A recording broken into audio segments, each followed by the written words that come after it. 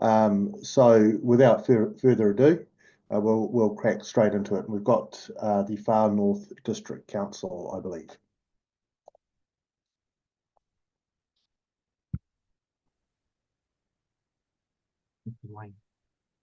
Kia ora, welcome, Moku, and your councillor there, I see. So it's great to see you. We've set aside 10 minutes to hear from you, so it's pretty traditional to get straight into it here, so we don't waste any time. Over to you. Tēnā koe, Mr. Chair, and I'm joined by our Ngātai o Tokerau Māori Ward Councillor, Babe Kapa, today. Te Tiriti o Waitangi is a big deal for our nation. As the Mayor of the Far North, the home of Waitangi itself and the birthplace of the nation, it's a huge deal for us. Not only for our district, but also our entire region. So much so that Waitangi Day was a public holiday for Te Tai Tokerau, replacing our provincial anniversary holiday 13 years before the rest of Aotearoa joined us, and it became a national public holiday in 1973. Those pieces of legislation were passed by national governments, might I add. Our ties to our constitutional partnership document run deep here in Te Heko o Tika, and I'm here to represent my district and express the Far North District Council's strong opposition to this bill. Partnership is at the heart of our submission to this bill. Over 50% of our 75,000 Far Northerners are of Maori descent, and this council is only one form of local government in our district, serving our people alongside 144 marae, 10 iwi runanga, and over 250 hapu. I was reminded at Waitangi commemorations last week that honouring Te Tiriti is not a destination but a journey that this nation is on to live up to and honour the binding agreement signed between the Crown and our tupuna here in the north 185 years ago. The Far North District Council is by no means perfect in meeting our obligations to the Treaty of Waitangi under the Local Government Act, but we are on our journey. This bill compromises decades of work that this council has put into our local partnership with Maori to realise and give effect to our vision of He Whenua Rangatira, a district of sustainable prosperity and well-being. Our Far North Rangatira, Sir James Henare, said, "Ko tawhiti ke tō haerenga mai kia kawe haere tonu, kānui rawa wō mahi kia kawe mahi tonu. You have come too far not to go further, you have done too much not to do more." I am proud of the journey that the Far North District Council is on, how far this organisation has come, and I am optimistic about how much more we have to do to get our district ahead in partnership with iwi and hapu here in Te Tai Tokerau. Quite frankly, this bill is an unnecessary distraction from the real work that we are doing and still need to do here on the ground with our treaty partners, and risks taking us back as a district, something we cannot afford on any metric, be it social, environmental, cultural, or economic. The Far North District Council is on our journey to be Te Tiriti-centric, and the Treaty of Waitangi is key to every one of our frameworks, strategies, policies, plans, and bylaws, as well as a significant number of memorandums of understanding and working groups that we have. The costs alone that this bill will place on our financially constrained organisation to reinterpret and redefine our very being are impractical, unreasonable, irresponsible, and nigh on impossible. Should this bill be legislated, this council will have significant risks and issues that will impact our communities and disproportionately affect the significant number of iwi and hapu we have in our district. Iwi and hapu who we are working alongside to make the Far North a better place for all of our people. We welcome you to Te Heko o Tika to see the power of localism and meaningful partnership in action between the Far North District Council and Māori. Partnership that gives effect to our obligations to the Treaty of Waitangi. Obligations, might I add, that you yourselves gave us under Section 4 of the Local Government Act. We implore the members of this committee that this bill is taken no further and that the coalition government honours Te Tiriti o Waitangi and throws this divisive bill out. The Far North District Council strongly opposes the principles of the Treaty of Waitangi bill. Because I'm optimistic about our future, I close with a welcome. We welcome you north. I have tea towels with your names on them to come and see the work we are doing. Come and see the power of meaningful partnerships that uphold the true contemporary current principles that we use to interpret both Te Tiriti and the treaty that we have today. Kia ora koutou, I'm happy to take questions. Kia ora, Mia, thank you for that. I see Steve Abel has a question. Kia ora both. Thank you very much for your excellent and substantive submission. I wonder, is it correct to say that this bill effectively sabotages the framework for the relationships that the Whānau District Council has with hapu and iwi? Well, it absolutely sabotages it. I mean, principle 2 of this bill will put iwi and hapu against each other because we have unsettled iwi and hapu here in the north. And 2 examples, one, Kaitaia Airport. Now, we were able to get that over the line. Us here in council were able to get that over the line because the Crown was stalling. And we did that by bringing together both a settled iwi Ngai Takatoa and an unsettled iwi Ngāti Kahu under this Treaty Principles Bill. It will mean that only our settled iwi here have more mana to work with us than our unsettled. And I'll let Councillor Kapa talk about our Kaikohe wastewater working group that we have with Ngāpuhi Hapu. So the combination of working with a collective of hapu will enable the council to negotiate and work and collaborate so that we're able to come out with a better outcome for our wastewater that allowed a collective approach to how the disbursement of our waste to land, and all that negotiation was actually done through the relationship that we had with hapu and our council. Kia ora. Kia ora, I see Takata has a question. Mōrena korua, moko korua tai tēnā korua.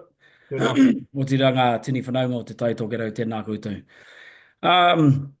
Gee, we saw last year through the the Maori wards legislation that actually the majority of local councils, their CEs, their mayors, they support having a Maori ward. And what came through quite clearly is that they've actually been doing the work on the ground, the groundwork to learn what's important to Maori. They've done the groundwork around coming to the realization of the base of the Maori resource in their rohe. And they know that those things aren't going to vanish. The resources of the Maori people, be them iwi or the people themselves, are going to be in those rohe for a long time. So they're largely in support. And just in the last couple of weeks, the reports come out, the polling's come out, showing that 72% of the people in Aotearoa, Pākehā, Chinese, Māoris, whoever, 72% want to see Te Tiriti o Waitangi honoured better. So is that the sort of general feel that you see amongst your colleagues, moko koruatahi? Is that the general sentiment, and therefore do you think the bill is just way out of line with where the majority are? Oh, it's absolutely way out of line with the majority, especially here in the far north. I mean, I talk about our council being on a journey. We have been on a journey. That journey has been slow. But with our Ngātai Tokero Māori Ward councillors sitting at the table with us, we've had exponential growth. Our government talks about growth, growth, growth. If we don't have Māori here in the north at the table with us and empowered for us to work with, then we're never going to see that growth. Then we'll always be the poor little cousin far north that you guys always have to lump so much money onto. We're ready to go, and all we need is to press on, and this bill is just a waste of time, to be honest. Moku ake first, he huarahi kotiti ke. Tuatui ngā kaupapa, tino nui mo tātou. Te re, kōtiti kā tika, yeah. Kia ora, look, thank you for that. We've got a couple of minutes left if you need it, but I'd be just interested, from my perspective, I'm an MP from Christchurch, on your comments on Tino Rangatiratanga and the fact that you work essentially in partnership and what that means, both to Pākehā New Zealanders as well as Māori New Zealanders. I'll use another example, right? When I talk about distractions and cost effectiveness, our council, we're currently under under the emergency weather order. We're under a 3-year long-term plan because we are still recovering from the significant effects of Cyclone Gabriel. Now, one of those has left us. We still have 39 significant slips. 2 of those slips are in North Hokianga, where I'm from, at Panguru and Motuti. Now, the partnership that we have with iwi and hapu have meant that we've been able to get our consenting and our works over the line much faster so that we can repair and restore the far north. If this bill were to go through, then it would compromise those partnerships and those relationships that we have built and making us being able to work faster and more agile as an organisation. Thank you for that. All right, our time is up, but thank you very much for making the time and making a very comprehensive submission as well. So kia ora. Tēnā koe, Mr. Chair. Tēnā koe. Tēnā koe. Members, our next submitter is to Oho Mai Services.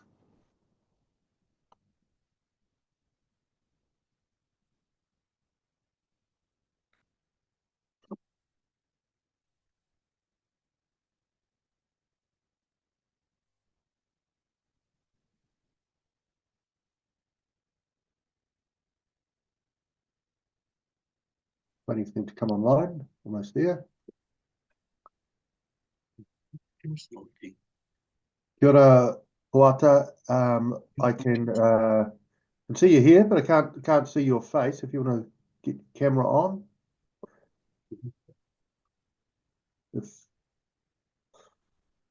Kia ora, Poata. Welcome to the Justice Select Committee. And look, and thank you for your submission. We've got 10 minutes to hear from you. So without further ado, just let you speak to your submission. Kia ora. Kia ora. Ko te atu o tō tātou piringa kāputa kaura. Ko tau kei te wāhi ngaro koutou rā ngā tāratara o rehe. Hoki wairoa mai ki tēnei huihuinga whakahirahira. Ana tātou te hongora e mihi nei e tangi nei. Kia ora hui tātou katoa. E mihi ana ki tō tātou ariki nui, ngā wai hono i te pō, me tōna whare kāu hi ariki, i re hau pai Māori re. Talo whalawa i le suafa le atua, ki ora ana koutou kā toa i te roa maata o te atua. Ko Poata Wātene tōku ingoa, he uri noroto mai o Ngāti Mahanga, ko tērā taha oku, he uri no te whānua tauwhao, tēnā koutou katoa. So today I'm attending this oral submission in my capacity as the Pou Whakarai or CEO for Oho Mai Services, who are a specialist family violence kaupapa Māori NGO in the Waikato. Our kaupapa is anchored in King Tāwhiao's tongikura that states, tupu te toi, ora te toi, whanake te toi I ahu mai I Hawaii. Grow, nurture and foster the knowledge derived from Hawaii. Our practice in kaitiakitanga as a kaupapa is anchored in te riti o Waitangi. At this stage, I also wish to acknowledge Charlotte, my tuahine Charlotte and the Family Violence Clearinghouse for their expertise and guidance. I wish to state that Oho Mai unequivocally opposes the Treaty Principles Bill. I acknowledge the Maori and Pākehā legal academic experts and rangatei who have spoken before me opposing the Treaty Bill's principle. As mentioned, we are a kaupapa Māori family violence specialist NGO that has operated in the family violence, sexual violence sector for 33 years. We deliver whatikura and Māori kura healing māramatanga pathways for whānau experiencing family violence. In 2019-2020 financial year, we supported around 2,800 individuals experiencing family violence. And for the 2023-2024 year, this increased to 5,600 individuals, of which 63% were Māori. The most recent police data shows that there were no less than 19,000 family harm call-outs by the police in the Waikato for the same period. We provide crisis services as part of a national and regional first-tier family violence response focus. We deliver and facilitate behavioural wānanga programs and interventions focused on accountability for perpetrators, or what we call rauputohe, and safety awareness, safety planning for rauora or victims. We deliver individual play therapy and interventions for tamariki experiencing family violence and facilitate behavioural change wānanga across a number of local high schools and colleges to support youth experiencing violence within the home environment. Again, 60% of these youth are Māori. We provide 24/7 residential support for rauputohe or perpetrators who are issued with a police safety order and are removed from the residence. In terms of our submission, as mentioned, Oho Mai unequivocally opposes the Principles Treaty of Waitangi Bill. Our opposition to the bill is based on our commitment to an honourable and meaningful treaty relationship and partnership with mana whenua. In our context and mahi environment, this includes whānau and hapori Māori within the Waikato. In our service, te tiriti o waitangi is the foundation for whanaungatanga or successful relationships and meaningful engagement for all New Zealanders accessing our services, particularly Māori. This places us in a unique position to effectively address disproportionate representation of Māori within the family violence, sexual violence sector. Kaupapa Māori, Te Ao Māori healing pathways and methodology is anchored in whakapapa and whanaungatanga, and this is why te tiriti o waitangi is fundamental to achieving successful outcomes for whānau. Today's opportunity is about the people we serve and as an organisation and our commitment to preserving their voice.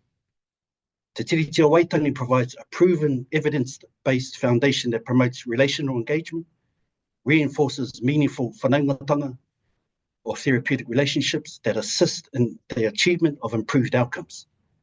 It's fundamental to building a therapeutic alliance with whānau that anchors our services in whakapapa and whanaungatanga wairua, which are three key elements to healing, recovery and growing awareness within a family violence kaupapa Māori environment. So I'll talk to Tino Rangatiratanga and Mana Motuhake.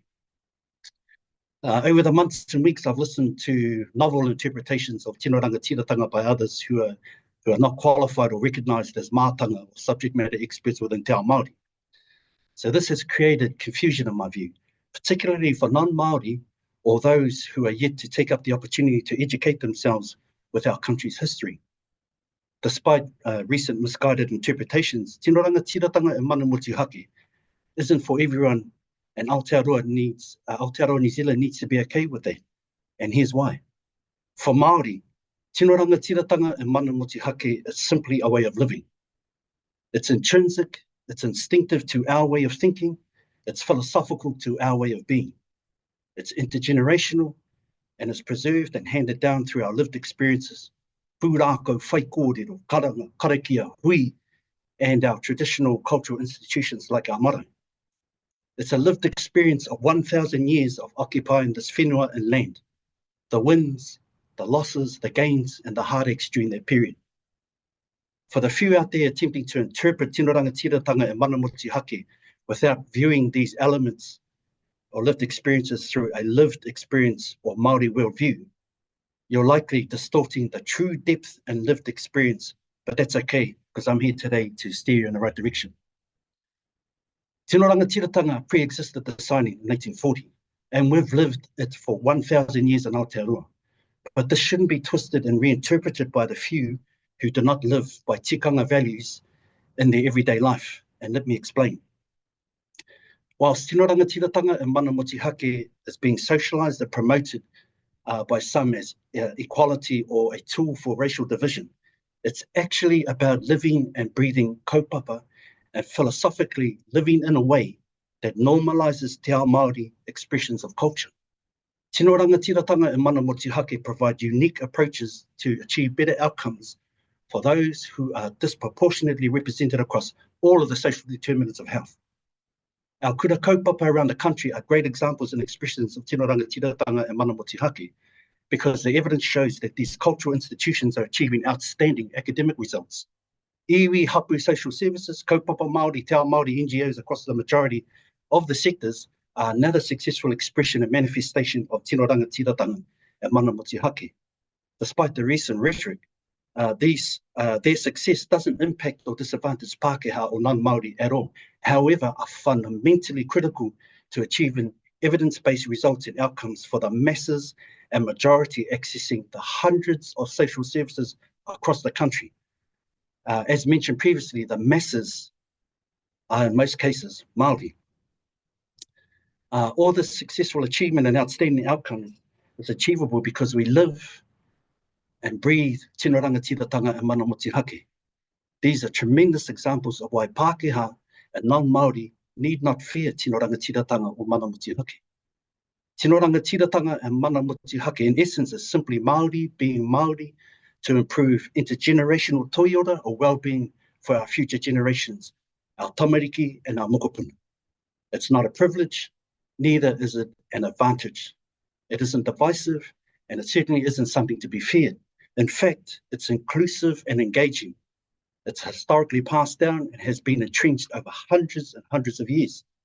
It's a consciousness, a wairua, a Maori that's inclusive.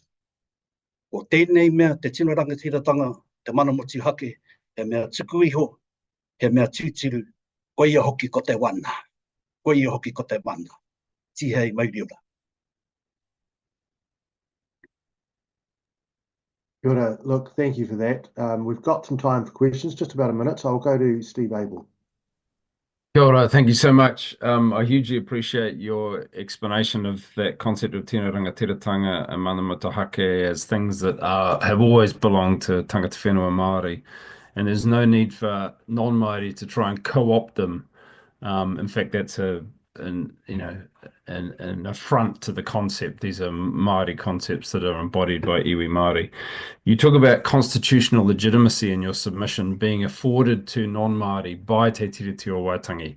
And so this affront to the concept of the treaty and how it embodies tino rangatiratanga for Māori, this undoes the constitutional legitimacy of non-Māori as well. Would you agree? Yeah, absolutely. Tēnā koe e te matu e te rangatira. I think, today for me was about preserving the voice of the people at the grassroots level. We call it pāhara keke, and giving them a voice around that legitimacy. And if we continue to reinterpret, long-standing, for example, tino rangatiratanga mana motuhake, unless you have a Māori worldview or you live by a tikanga experience, you're likely to distort that, and whether that's deliberate or not, you're still going to distort it because you don't really have the intrinsic or instinctive understanding of something that's been passed down over hundreds of years. So I wanted to keep it real today, and keeping it real meant to give a clear understanding and give a steer around tino rangatiratanga mana motuhake from a mana whenua perspective. More importantly, how that relates to how we deliver services to achieve better outcomes. Really appreciate it. Thank you, Puato, and thank you for the work you do in that space. It's important and difficult work. Members, that's the time for that submission. Our next submitter is Te Raupo Wahine Māori Toko Itiora, the Māori Women's Welfare League. So if we've got that submitter available. Dr. Hope Tupara, I think, is with us.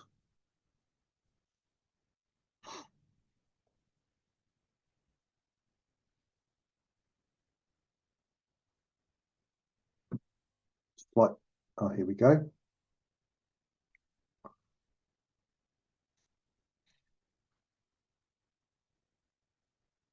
Kia ora, Hope. Welcome to the Justice Select Committee. We've set aside 10 minutes, and because time is tight, I'm just going to hand straight over to you. And if you'd leave time for questions, that would be fabulous. Kia ora. I'll try and leave time for questions. I'm just going to take my written statement as read on behalf of the Māori Women's Welfare League. I'm going to focus on the justification for the bill that is set out as 4 bullet points in the general policy statement. The first bullet point to justify the bill and statute is to create greater certainty and clarity to the meaning of the principles in legislation. This bill is not motivated out of the goodness of David Seymour's heart to foster the full potential of Te Tiriti o Waitangi for our nation. We reject the principles of the bill for reasons explained in our written submission. The next point given to justify the bill is to promote a national conversation about the place of the principles in our constitutional arrangements. This is akin to trying to get a 2-for-1 deal, one bill to deal with 2 very separate significant subjects, Te Tiriti o Waitangi and constitutional transformation. On Te Tiriti, you've heard submissions that whānau are a bit more clued up about Te Tiriti thanks to this bill. However, there are still people who did not engage in the hype that this bill brought about. The hekoi, for example, at that time, when that happened, there were a lot of people in the middle of being laid off from their jobs, and their focus has been on their survival because of that fallout. On the Constitution, I asked some of my own whānau, what do you know about the Constitution? I've got mostly blank faces. I've tried to help them in the meantime, but I reckon that's the same in many households around the country. This bill is about creating a national conversation. We welcome those conversations, but you don't need this bill to do that. The third justification for this bill is to create a more robust and widely understood conception of New Zealand's constitutional arrangements and each person's rights within them. A definition of robust is something that does not break, like David Seymour's position on this bill. I put it to you that David Seymour is intent on achieving constitutional arrangements that only align to his party politics. His job is to work for all people, and based on his oral submission that he put to the subcommittee, he rolled out his usual tropes we've heard over and over again about perceived racial division and wealth and material equality. He confirmed that he is staunch to his own views. He opened his oral submission on this bill by reciting words from his maiden speech that he took out of Hansard's, and he emphasized in doing so that his view has not changed in 10 years. He has not been swayed from his view despite unprecedented reaction to this bill, or he's just not listening. This bill is driven by ideology. The fourth justification for the bill is to build consensus about the treaty Te Tiriti and our constitutional arrangements that will promote greater legitimacy and social cohesion. This bill is trying to fix a problem that the ACT Party leader is calling out as racism, that is trying to convince us all comes from Te Tiriti o Waitangi. That position is a complete misrepresentation of causal effects, and I hope I can demonstrate why. I listened to an oral submission in support of the bill that highlighted an underlying problem we have long had in this country when governments do not engage citizens in policy development, and there is a domino effect where individuals become the recipients of policy implications. Murray was the name of the submitter, and he talked about an Auckland real estate agent whose license to practice was revoked because she didn't want to enroll in a Māori language course. I'm going to fill gaps that Murray left out because he only told a part of the story. The real estate agent didn't want to do the Māori component of compulsory professional development because it conflicted with her values. Murray blamed the imposition on Te Tiriti o Waitangi, but it was the Real Estate Authority, a regulatory body, that introduced a Māori component in the training for real estate agents under the Labour government. I don't know that Murray has checked out the membership of the authority board. They look like mostly Pākehā people, and I know one of the board members, she's a great leader. That was a future-focused move by the authority because there is a growing number of buyers, sellers, renters in Auckland whose first language is Māori. Good on them for thinking about being ahead and being client-driven. When you're able to talk to a client in their own language, makes for a positive relationship, I would have thought. Māori is an official language of this country, so it makes complete sense. Yesterday, I rang a real estate agent I know who's mostly worked in Auckland, and he told me that the Real Estate Authority has removed the Māori component from their professional development under this government. The scenario of the real estate agent when she cannot see a connection to her job is what creates angst and causes divisiveness. I can recall very similar instances of students and health professionals in the health sector reacting to the same kinds of impositions on them in regards to cultural competence in health practice. Governments introduce policy, in this case, Te Tiriti compliance, let's say. Sectors try to respond to policy, often without any help or guidance from the government, no consultation with Māori or maybe shoulder tap a Māori staff member, but the leadership have little to no knowledge about Te Tiriti themselves, and it ends up with a story of conflict like the real estate agent story playing out now in the press. The real estate agent and Hobson's Pledge, who are supporting her, are rejecting the imposition of things Māori. Yep, we get that. That's what colonisation is. And Māori know a lot about colonisation. So let's reverse the table and say that Maori should be given the same consideration of not having another culture imposed on us. Currently, over 90% of Maori children attend a mainstream school because they don't have a choice. So those children are educated in English. Hundreds and hundreds of parents of Maori children, maybe also Pākehā children, will love their children to be educated in the language of Maori ancestors. And we know the academic achievement of Maori and Maori language medium schools is far better than in mainstream schools. Those whānau who are being treated unfairly know they are being treated unfairly. These stories do not make the headlines.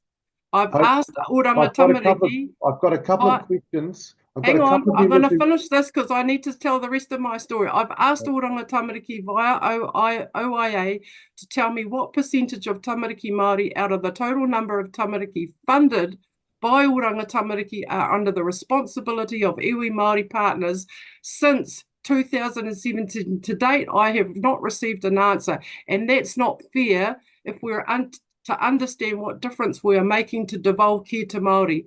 If we use David Seymour's own race card, you can't have a rule for one race and a different rule for another. We agree. To make things fair, you have to stop colonisation. If we want to stop colonisation, we need to develop it from something. That's what Te Tiriti o Waitangi gives us, not this bill. Te Tiriti o Waitangi gives us a platform to figure out how we can share the power that we have as a nation to ensure there is fairness. But we have people and institutions who like to have power and don't want to share. You've heard from those submitters about who they are. I'll finish them. Thank you for that. I didn't mean to interrupt, but questions are often really useful, and Jamie Arbuckle has one. Ka pai.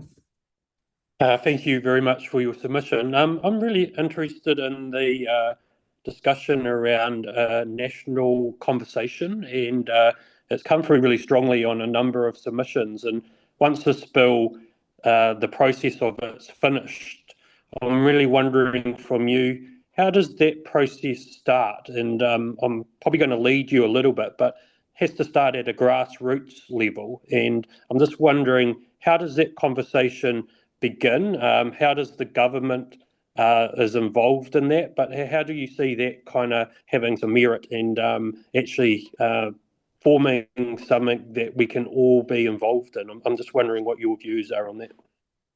Well, I don't really understand some of the machinery of government, but if the government was actually to help invest in developing the capacity to be able to get those conversations happening in communities, would actually be really helpful.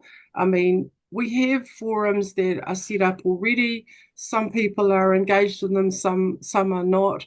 But I think we've just got to start from somewhere and not be frightened to have those conversations. And, just like this select committee process shows, we don't always have to agree, but we actually need to provide a platform so that ordinary people can engage in conversations where this kind of process might be quite scary, but they can go to their whatever local group and start to talk about it. Kia ora, thank you, Hope. We don't have any more time, but thank you very much for your written submission and also an impassioned oral submissions. Kia ora.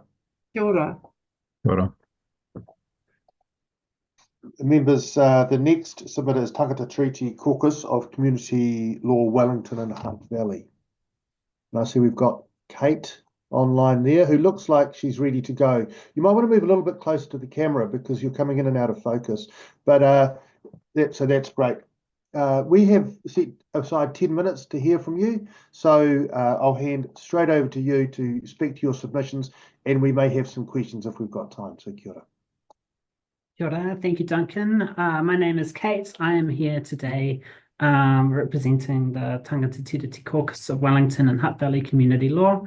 My role here is the community champion working on the alcohol harm reduction project, and this is my colleague Claire. Yeah, morena koutou, no Kotarana, Airanga, me Ingarangi o Kutupuna, no Kotarana aho, ko Claire tupu ingoa. I work as a lawyer in our housing team at Community Law. So as already stated by Kate, we're here on behalf of our Tangata Tiriti Caucus. You will have read a bit about that in our written submissions. And we wanted to sort of echo, you've already heard from a number of excellent submitters against this bill, and we would like to add our voices to the mix and share our thoughts on what it means as a Tangata Tiriti caucus to stand in opposition to this bill and why we strongly oppose it. So as you've already read in our written submissions, we are a law centre, and we see Te Tiriti o Waitangi as absolutely fundamental to the mahi that we do every day. It's a fundamental part of our law centre and the way that we operate.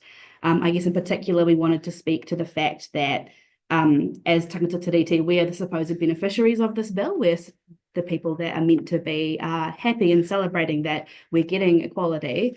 In fact, that's not how we see things at all. And so we really wanted to add our voices to the mix and represent what our caucus feels about this bill. And in particular, the sort of ways that being Tangata Tiriti, working with tangata whenua, having a sort of co-governance structure in our law centre makes us a better law centre, makes us able to deliver our job so much better, helps us run our services, make sure we're actually catering to Māori, catering to everyone, making ourselves more available, able to provide this free legal advice. We think this is so important, especially working in this justice space, given the inequities that exist here for Māori. But also it's important for every organisation in Aotearoa to be working towards honouring Te Tiriti, working towards having this sort of structure like we do. We really see Te Tiriti o Waitangi as something that enables us to come together and work together as a centre and just deliver the service that we provide. And we also wanted to share that being Tangata Tiriti is an honour. It's not something that we take lightly, and it's not something that we want taken away from us. Te Tiriti is what gives us our right to be here in this place, and we really relish the opportunity to stand today in support of this document. Well, having read our submission, you'll also know that some of our key points centred around our response to David Seymour's comments in Parliament when introducing the bill. We are all about helping people and meeting unmet needs. And there are a great number of other organisations with similar kaupapa in the social services space whose daily bread is all about helping people and making sure that our communities have their needs met. I wanted to draw further attention to an emerging trend for those community-minded organisations, the NGOs, spiritual organisations, unions, social services, all seem to be have reached consensus in opposition to this bill. We've already seen submissions from ETU, NZNO, Common Grace, Citizens Advice Bureau, Tangata Whenua Social Workers Association, and today there are submissions going to be from the Federation of Business and Professional Women, Māori Women's Welfare League, Tuhu Oho Mai Social Services, and the Tertiary Education Union, all in complete agreement in opposition to this bill. Alongside our colleagues at Youth Law, there's another one of our colleagues presenting today, and we believe that the movement are also presenting in this batch of submissions, all in opposition to the bill. So evidently, amongst those for whom helping people is more than just a polite suggestion, but a call for our identity, there's been no need for discussion to have that consensus. We do want to have a conversation about what honouring Te Tiriti looks like, but this anachronism of a bill has no place in that conversation. It's time for the government to catch up with us out here doing the real work to improve the lot of New Zealanders. If you want to be a legislator, just skip the division and pass policies that actually help people, is what I say. Kate, we've got a couple of questions. Can we go to those now? Would that be useful? I've got one more point to make before you. Okay, let's do that. Yeah, so we wanted to note that other submitters were asked, mostly by Todd Stevenson, whether they see the treaty as giving special rights on the basis of race. Since he's not here today, we wanted to proactively address that question. We reject this framework. Te Tiriti is an agreement between sovereign peoples that guarantees the pre-existing rights of Māori and would be guaranteed to continue. It is not about special rights. It is about upholding our side of the bargain, and it is about ensuring tino rangatira. It's about our opportunity as tauiwi to be a happy and settled people in this country. And just to conclude, we can't move forward as a nation until we actually sort out these injustices that occur when we're denying Māori tino rangatiratanga. So we actually can't get anywhere and get to a place where we can do our job properly before we address all of those things. Thank you for hearing us. We'd love to have some questions now. All right. Well, I hope we've got time to get them both. We'll go to Takatiwhiras first. Tēnā korua. Look, I'm going to let Steve go, but I just want to say tēnā koutou. There's honour in tangata tiriti-tanga. And I hope that all New Zealanders get to live with that honour at some time. So over to Steve. Tēnā korua. Kia ora, Steve. Kia ora takata. I appreciate that, mate. You say the bill seeks not only to redefine the place of tangata whenua, but it would also redefine the place of tangata tiriti. Not only did this bill seek to nullify tino rangatiratanga as a recognised right of Māori, not one that they were afforded by te tiriti, but one that was recognised by te tiriti. But it also steals the pathway to constitutional legitimacy for non-Māori and tangata tiriti. And so how does that make you feel as somebody who wants to, as an organisation and people who want to uphold the constitutional foundation of our nation that has a legitimacy in te tiriti? Otherwise, it is merely a nationhood based on conventional colonisation.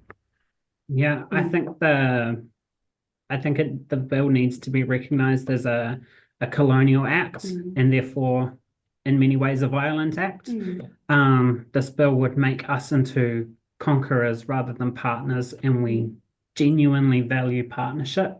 It's really important to our sense of identity.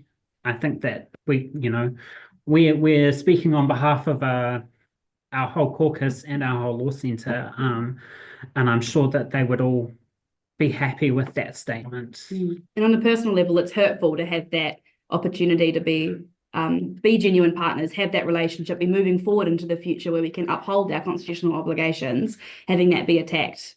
Yeah, it doesn't give us the stability, it doesn't give us our place to stay here. So we find it on a personal level as well harmful. I think there's been a lot of talk about this being some sort of expression of liberal democracy. I don't think it's liberal, and I don't think it's democratic. And I don't think there's another country in the world we can look to be a good example of how to be a bicultural nation. We are the benchmark. We're the visionaries. I think we need to be a leader, leading light for the world in that regard. Kia ora, thank you. Thank you for that. Thanks, and thanks for your submission and your excellent written submission as well. So kia ora, thanks very much, the Community Law Centres. Members, our next submitter is Te Wangana o Tarangi Anō Wanawa. And if we've got those, and I see we've got Hilda online there. Kia ora, Hilda. Ai, tēnā koutou. Tēnā koutou katoa I tēnei ata. Tuatahi mihi atu ki ngā tini mate, kia Tariana Tūria, kia Irirangi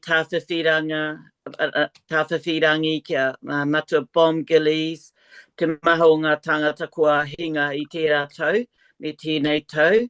Whakaro au I tēnei wā mo ngā kaumātua kui o ngā tamatua o muri whenua, o ngā puhi, o Ngāti Whātua, o te ao whānui, I whawhai mo te whakanui te titi o Waitangi. Yeah, kia ora. Nice to be here. Not really, but anyhow, I can hear my mother-in-law in words in my ear saying, we honour the treaty and the mana of Ngāpuhi. So I have 10 mokopuna and 6 great mokopuna, Māori Pacifica. I am a treaty in action educator and a Māori ward councillor. I understand the responsibilities expected of decision-making in a local government setting. So kia kaha koutou. My friends and I have been saying the same thing for the last 55 years. We just want to be Māori in our daily lives. We can interact in the wider world with many people and cultures. We pay taxes, rates, insurances, mortgages, car registrations, and all kinds of other bills. We have raised many tamariki, but we just want to be Māori every day. Our culture is simple and complex, but it's also our strength. Today I represent Te Wānanga o Te Rangi a Niwaniwa, which is a sort of support group for year 12 and 13 students at our kura in the far north. We provide what we call the Niwa Passport, which prepares our senior students for pre-enrollment into trade courses, jobs, tertiary education. Like, you know, we get them organised to get their driver's license, first aid, lifeguard training, CV scholarships, and halls of residence applications, etc. So, you know, I've only got about 7 points to make. I hope I make them quickly. I've attended Waitangi commemorations since 1978. Media generally define Waitangi Day around reactions to the Crown, but no one actually values the huge input of Maori in our neighbouring communities. Over the last 50 years, there's been a huge shift in awareness about the true significance, meaning and mana of Te Tiriti o Waitangi. There's strong tautoko amongst all of Tai Tukero, iwi, hapu and Waiara communities to honour our treaty obligations amongst ourselves, whether it be to manaaki manuhiri through pōhiri, tunukai, speaking at political forums, waka prowess, signing up people for courses or selling local goods and wares. People underestimate the goodwill from our Tai Tukero communities, Pākehā, other iwi, Pacifica and Asians. With or without the Crown, it is incumbent on Māori and Tai Tukero. We will continue to commemorate our treaty obligations. Number 2, this year I attended 6 pōhiri at Waitangi for iwi chairs, for the reopening of the Te Tiriti o Waitangi marae in its 101st year. The Governor-General in her last term, Dame Cindy Kiro, the 50th anniversary of Waitangi Tribunal, the Chief Justice and the local government New Zealand. The 5th one was Te Kuini Nā Waihono I Te Pō, Te Kingitanga, me ngā manuhiri o Te Motu. And the final one I attended was for the Pacific Island delegation. Now, I personally boycotted the pōhiri to the Crown because I'm sorry, I just think that we've wasted too much energy on responding to this treaty principles bill. And I think at my age, I tried to save my energy for useful things. These strip the Treaty Principles Act and the regulatory bill will deny Māori 20% of the Aotearoa population their rights. What could we possibly say to each other on Waitangi Day and the 185th commemoration of Te Tiriti o Waitangi? Absolutely nothing. So the night before the pōhiri to the Crown, Ngāpuhi Nui Tonu debated whether to welcome the Crown or not. And Ngāpuhi decided one speaker would speak for all of us, all of the northern tribes, Āpirahama Edwards. That was a sign we are not happy with the Crown actions to our treaty. And so the organic action of my sisters, sister cousins from Tai Tukero and their huri tuara action and their wearable slam art, I tautoko to the max. Number 3, my main criticism of this bill, chairperson, is that the kawanatanga is not showing good government. And so the laws your government is rolling out doesn't give a sense of trust to our younger generation. Do you worry about that? Do you fellas worry about that? If there was a report card, how would your government rank, you know, the cutbacks in health, housing, social services, disability programs, oranga tamariki, school lunches? Your government's policies have actually plunged many into despair. In Muri Whenua, in the far north, there are 2,000 people who are unable to register with a doctor or hauora service. So they go to accident and emergency services at Kaitaia Hospital. We have nursing programs being rolled out in Tai Tukero, Kawakawa, Whangarei, Hokianga and Kaitaia. All hospitals are understaffed. One of your ministers asked a trainee, why are you training for a nursing degree when there are no jobs? What the heck? They want to save lives. It's up to the government to fund hospitals so that there are jobs for our medical expertise. Our locally trained expertise is now flying across to Australia for better wages. That's very problematic. Although Aotearoa survived the global COVID epidemic and recent weather disasters, we should be celebrating that. But, you know, I see a young mum and I say, take your baby to the hospital. The baby has a croup cough. And she says, oh, I can't get in.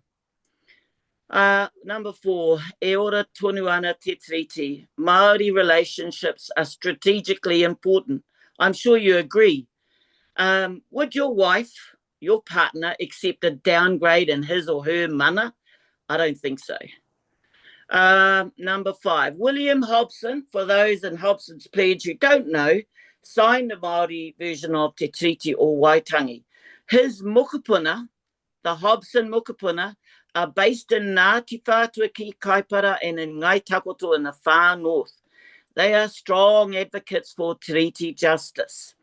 Hobson's Pledge, can you tell them to stop hating on Māori? Their fake posts are corny, and they will all have Māori mokopuna one day.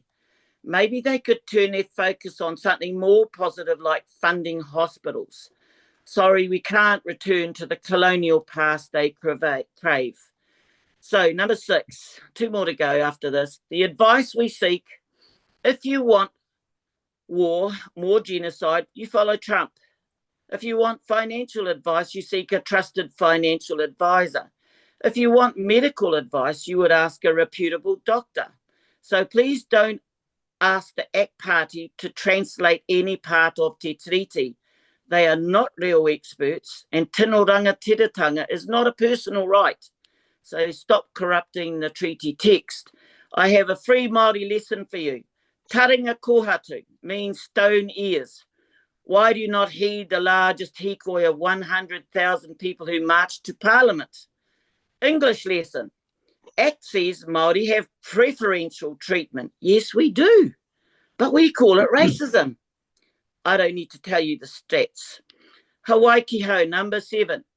If you want to know what young Māori are saying, go to Matatini. Go to Kapahaka regional competitions. Go to Manukorero. There will be commentaries from every region about your treatment of Māori this year. Taiuhi are talking about Hawaii ki hau, the new world they will lead. Listen to their dreams, otherwise they will not include you. Finally, I want 4 painless things, please, from this government. 1, an apology to all Māori and people You've got about half a Aotearoa. minute left, Hilda. I'm winding up. An apology to all Māori and people of Aotearoa for the shameful treatment of Māori in rolling out the Strip the Treaty Bill. You have stolen time from us. We could have used better. Dump this bill in the incinerator where it belongs. Salvage your strategic relationships with iwi and hapu Māori and restore some good governance. Finally, if you need any help, let me know. I'm available, etc. Kia ora rā. Tēnā koe, kia ora. Thank you for that, Hilda. We haven't got any time for questions. Te pai. But you've very I'm glad. Now you know how we feel. Okay. Kia ora, look, very impassioned. Thank you very much for your submission. Members, our next submitter is a individual submitter, Bruce McGeechan, and we have him for 5 minutes. Bruce, kia ora, I'm going to hand straight over to you for 5 minutes. Thank you. Mr. Chair, committee members. I'll talk about a bit about the background of my submission, touch on the submission itself, and then leave as much time as I can for questions. I'm on my own personal journey to understand the treaty, including the principles of the treaty. I think the best way to understand any particular topic is not to read or listen to single viewpoints, but engage in a debate where you can get the full complexity of an argument out, the premises, the conclusions of an argument, and really understand what the controversial issue all comes down to. So when in 2023, David Seymour brought up this idea of a principles bill, I thought, great, we'll be able to see this idea be attacked. Those premises might be wrong, the conclusion might not follow the premises. There might be something wrong, sure, that there are different viewpoints on the bill. And yet, there was silence. Yes, David Seymour was attacked, but the argument itself, insofar as I could see, wasn't attacked.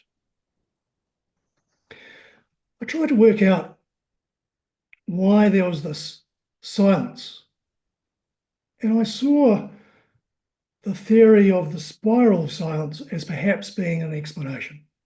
And as I go into a little bit of length in the written submission, that spiral of silence theory says that people fear social isolation, and that when they state their views, they're worried about those views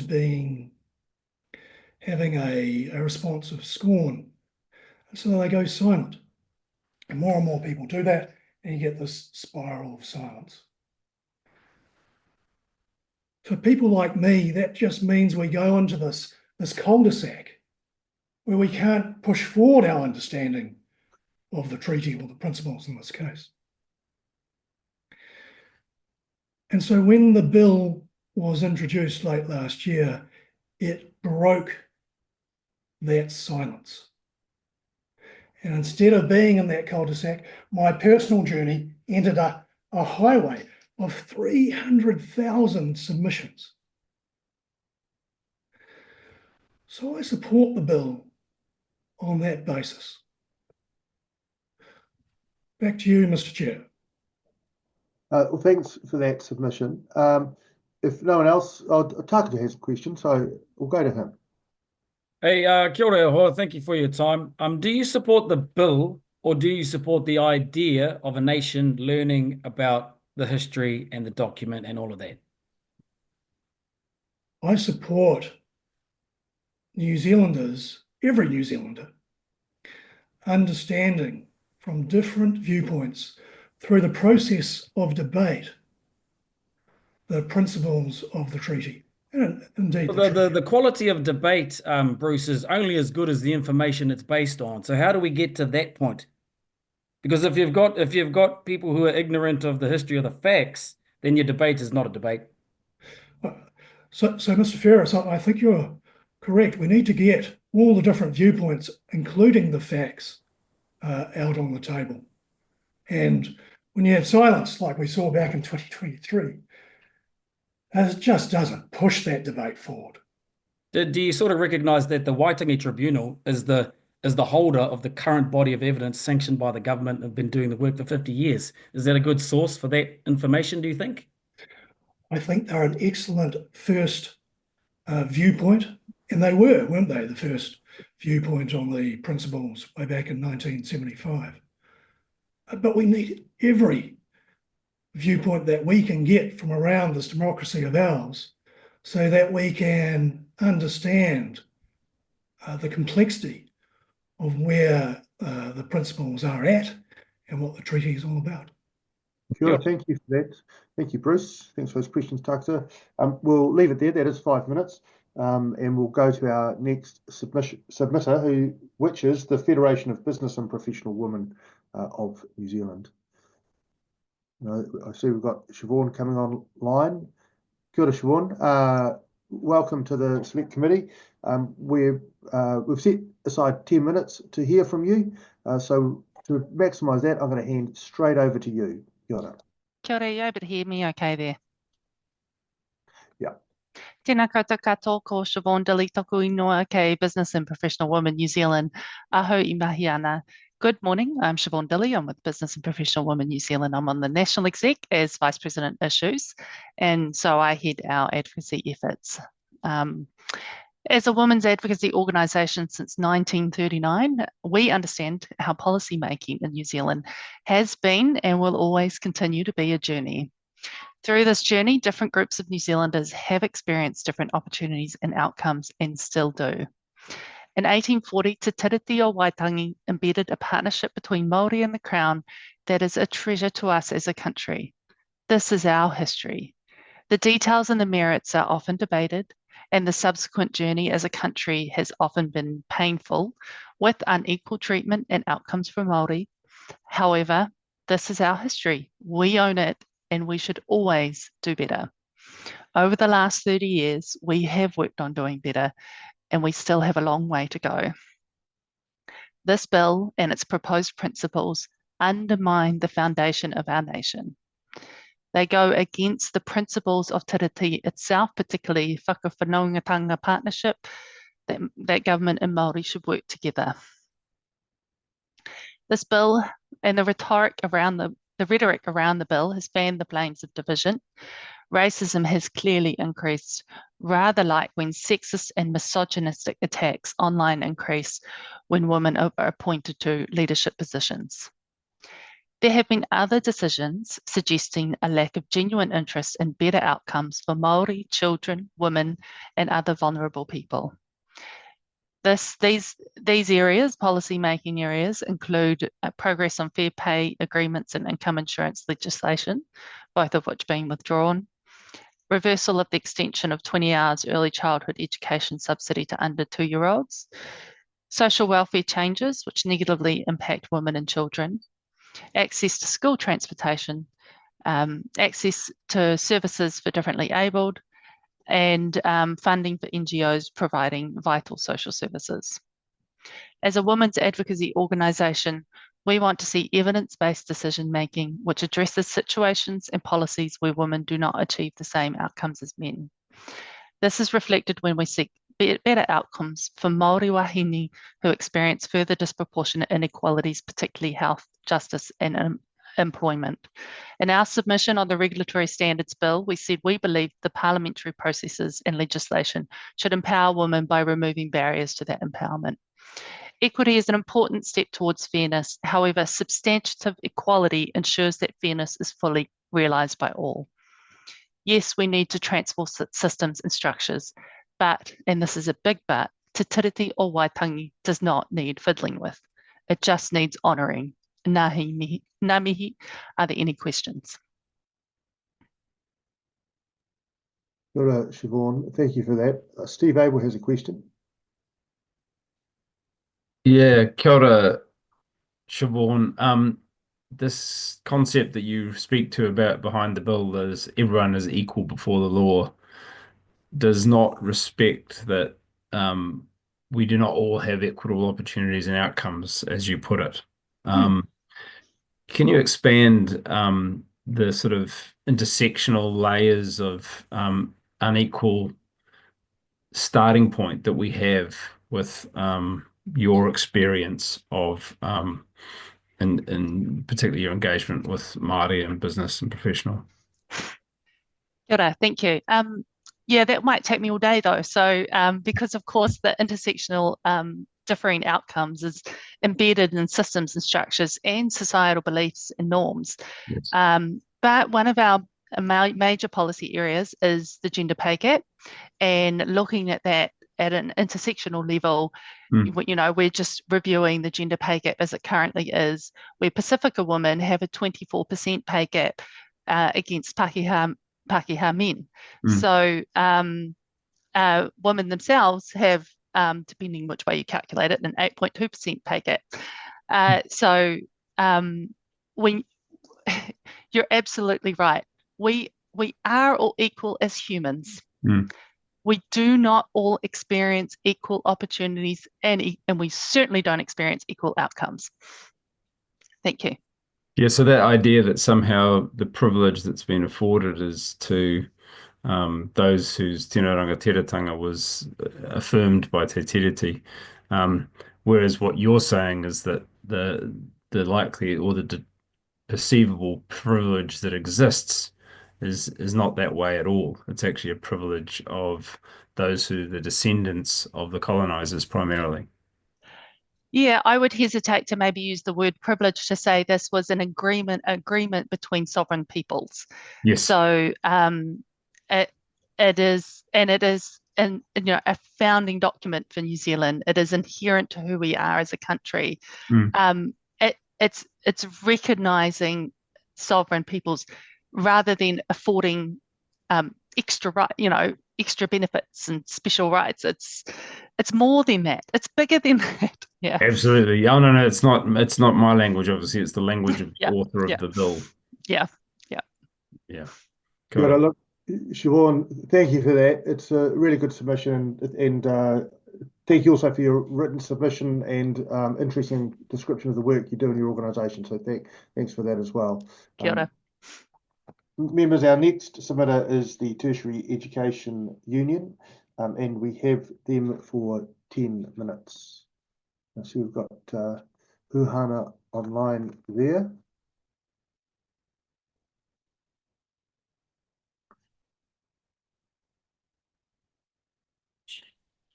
And the video. Kia ora, Huhana. Kia ora. We can't see you yet. Right. It won't come off. There we There are. you go. Oh, there we are. Okay. Well, kia ora, Huhana. Welcome to this subcommittee of the Justice Select Committee. We've set aside for the Tertiary Education Union 10 minutes to speak to your submission and answer any questions that we may have. So I'll hand over to you. Kia ora. Tēnā koutou. I just, sorry, Duncan, I just want to know, is Jennifer Haraki online? It was, she's included me with her. I can't see Jennifer. We're just trying to bring her in now, but it might be useful if you just start the submission if you can, and I'll try and get her online. Aye. Oh, well, tēnā koutou katoa. Ko Huhana wā tēnei tōku ingoa, Te Tumu Whakarai Maori, co-president speaking on behalf of Te Hautu Kahurangi Tertiary Education Union, more commonly known as TEU. We strongly oppose the principles of the Treaty of Waitangi Bill. The principles, in conjunction with the intentional lack of engagement with Māori during the development of the principles, failed to reflect or honour Te Treaty of Waitangi. The entire force behind the bill goes against the whāinga of TEU. We see it as a discriminatory exercise which is explicitly prejudicial to Māori. Despite the ongoing injustices which Māori face, which TEU is committed to addressing, we want to address that and ensure that we've got the interests of societal transformation. This bill will only serve to disadvantage Māori, create social division, and diminish the significance of Te Treaty of Waitangi. And I acknowledge the term Te Treaty of Waitangi, not the Treaty of Waitangi. We recommend that the bill is withdrawn, but if the bill is not withdrawn, we recommend the bill be referred to the Waitangi Tribunal under Section 8.2 of the Treaty of Waitangi Act 1975. Ngā mihi to all the whānau who are online, on board, and I can see that Jennifer is online. And I mihi to you too, Jennifer, for allowing me to come and stand beside you, even though we're not in the same room. It's that we're on the same board here. Kia ora, so I'll hand over to you, Jennifer. Ngā mihi. You're on mute there, Jennifer, so... I'm just a carpenter, so I apologise for any technicalities whatsoever. You know, so I'm not the most flashiest, but anyway, I've done a summary of our submission, if that's okay. The first one is that we oppose it. The bill represents a deliberate continuation of systematic disposition disguised as democratic reform. It follows a long pattern of legislative actions that have historically eroded Māori rights, autonomy, and the true intent of the Treaty of Waitangi. The Crown has used law as a tool of disposition for nearly 2 centuries, starting with the 1847 Education Act and then 1903 ban of te reo Māori in schools and mass land confiscation in the 19th and 20th century. The 1967 Māori Affairs Amendment Act all reflect a calculated pattern of using legislation to diminish Māori rights while consolidating Crown power. The 2024 bill is no different. It seeks to redefine treaty principles in a way that prioritises non-treaty partners, foreign investors, and Crown control over Māori self-determination. Principle 1, government by the Crown. Principle 1 of the bill establishes the idea that government has the exclusive right to govern New Zealand and make laws for all. However, this interpretation deliberately ignores the guarantees of tino rangatiratanga and treaty. The treaty was not an unconditional surrender of Māori authority. It was an agreement between two sovereign parties. This redefinition shifts power entirely to the Crown, removing any recognition of Māori self-governments, which is in a direct violation of the treaty original intent. If implemented, this principle to allow this government to legislate Māori rights out of existence under the guise of democracy. Principle 2, equal rights and duties. Principle 2 claims that all New Zealanders should have the same rights and duties, but this ignores the historical reality of Māori disposition. The Crown has spent nearly 2 centuries systematically removing Māori land, language, and sovereignty through legislation from 1847 Education Act to the 1967 Māori Affairs Amendment Act. This principle erases the fact that Māori entered into Te Reti as a distinct political entity with their own authority. True equality cannot exist when one party has the power to unilaterally redefine the treaty and ignore its obligations. This principle is not about fairness. It is about erasing the status of Māori as treaty partners and reducing Māori to mere stakeholders in their own land. Principle 3, reasonable cooperation. Principle 3 redefines the relationship between Māori and the Crown as one of reasonable cooperation, but this conveniently removes the Crown's duty to actively uphold and honour treaty obligations.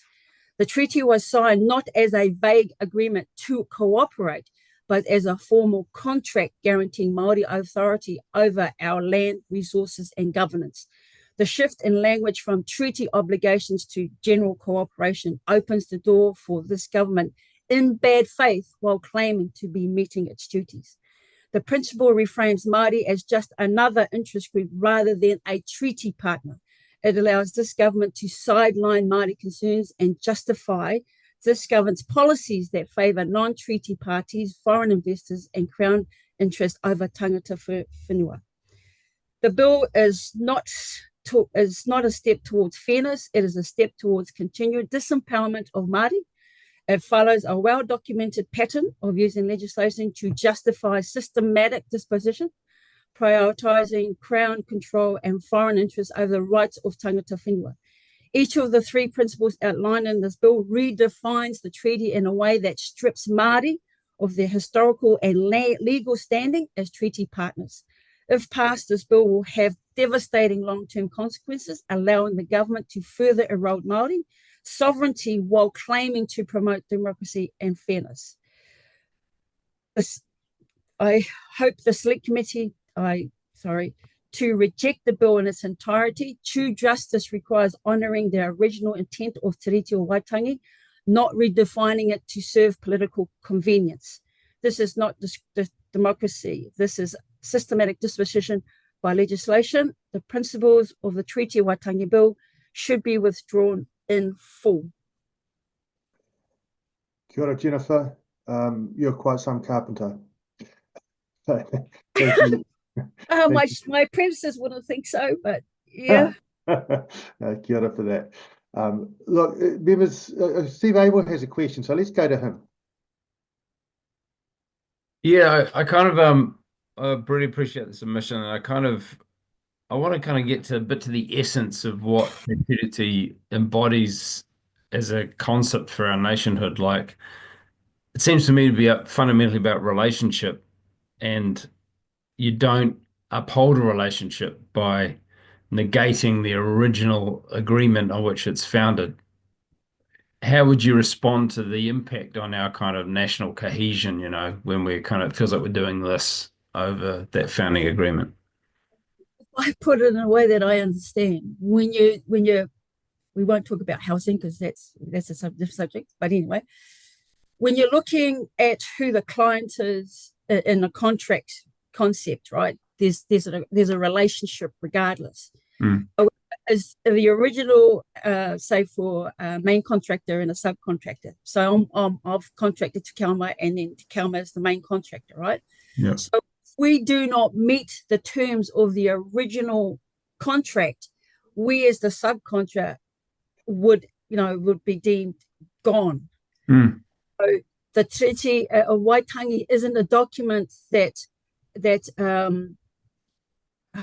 a word, sorry, I'm not flash on words, but there's it is our founding document, but it's also the way we have grown up with, I don't know if that's the right word for it. Yeah. So to answer your question, Stephen, I don't know if it makes any sense, but it might be in my own head. To understand, I think someone else said it too as well, the actual reason why we are who we are is not something to just make it frivolous or anything like that. So the relationship I believe you're talking about is going back and honouring the kaumatua, the queers, and all that back then is their true intention to ensure that we move forward and progress. But the actual essence of how they were back in the day, the kaumatas and the queers, that even the ones who didn't sign, but the actual intent of what it's supposed to be is to bring two different parties from two different backgrounds and everything like that, and understand that the party that's coming in is supposed to not only work with the existing party, which is tangata whenua, and make sure that we go together. That togetherness hasn't happened. So in the meantime, the true essence of what the people back in the day wanted for us in the future, and then even us moving forward forward for it hasn't gone through. It's been it's been stopped to only benefit one. Whereas the ideals of say myself, right, or I'd say for myself growing up, right, is that we have been deliberately kept back. So that we have, and every time Māori catches up, it gets legislated out, and then we have to start catching up again.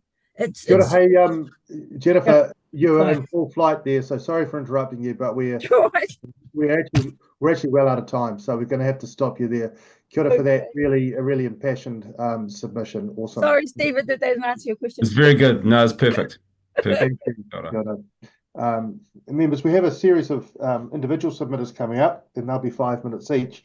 The first one is Barbara Smith, who I can see is online now.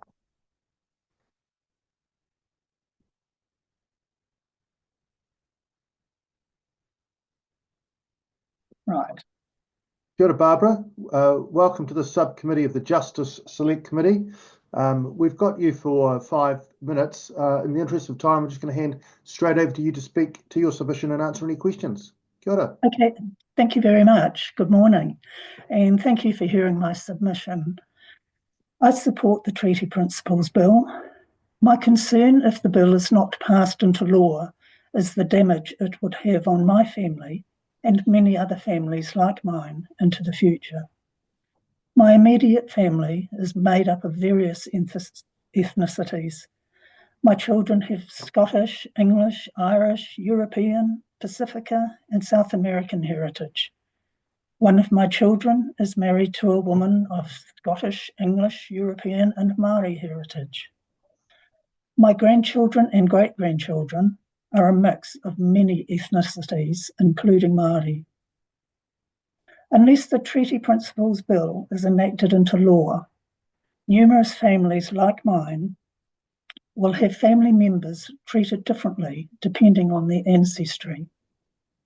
Te Pāti Māori and others will divide my family into two fundamentally different groups, tangata reti and tangata whenua. Yet they are all my children, grandchildren, and great-grandchildren, all part of me. For example, the impact on my family is that the children of my son and daughter-in-law, who have Māori ancestry, will have different rights to those of the child of my other son. 2 of my great-grandchildren from my daughter have Maori ancestry, but the 3rd does not. This means some of my great-grandchildren will have different rights from their cousins.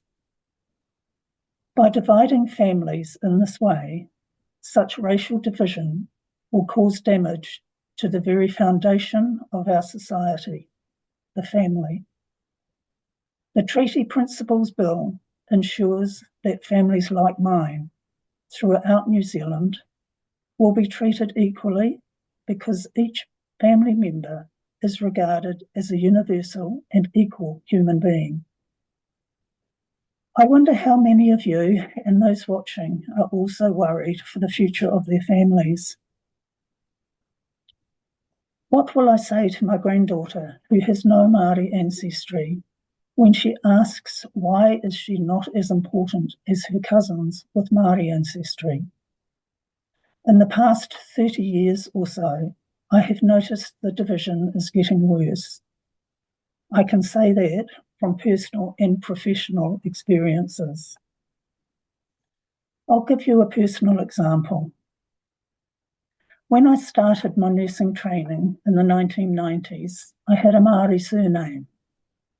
One day, I was told there were scholarships available for Maori students that would pay for my training. When I said I did not have Maori ancestry, I was told I wasn't eligible. The funding was for Maori students only. When my Barbara, son went I just note, Barbara, we've got a couple of questions if you want to answer them, or you can just keep on with your... I'd like to finish. Okay. Thank you. When my son went to university, he was offered a scholarship to pay for his studies, but was also turned down when he said he wasn't Maori. He just happened to have a Maori surname. We had to get a student loan and had to pay it back. However, his children would be eligible for the loan. The Treaty Principles Bill helps to clarify that despite their ancestral heritage, my grandchildren, great-grandchildren, and all my descendants, and others like us, are all New Zealanders and would be treated fairly and equally and not divided into 2 different groups. Thank you for the opportunity to speak. We've got a very brief time for questions. Tākata. Kia ora, Barbara. Hey, I just want to say to you, Barbara, that you need not fear, and that the Treaty of Waitangi is actually the great unifier of all peoples, because it affords every single person in the country the same constitutional right to be here. So despite what you may have heard or may hear going forward, a lot of that is misinformation, and the treaty affords everyone the same constitutional legitimacy. So kia ora. All right, thanks for that. We're generally paying for questions, but we'll move on to our next submitter, who's also for 5 minutes, and it's Cohasset Group. And I see we've got Craig Nisbet to speak to this.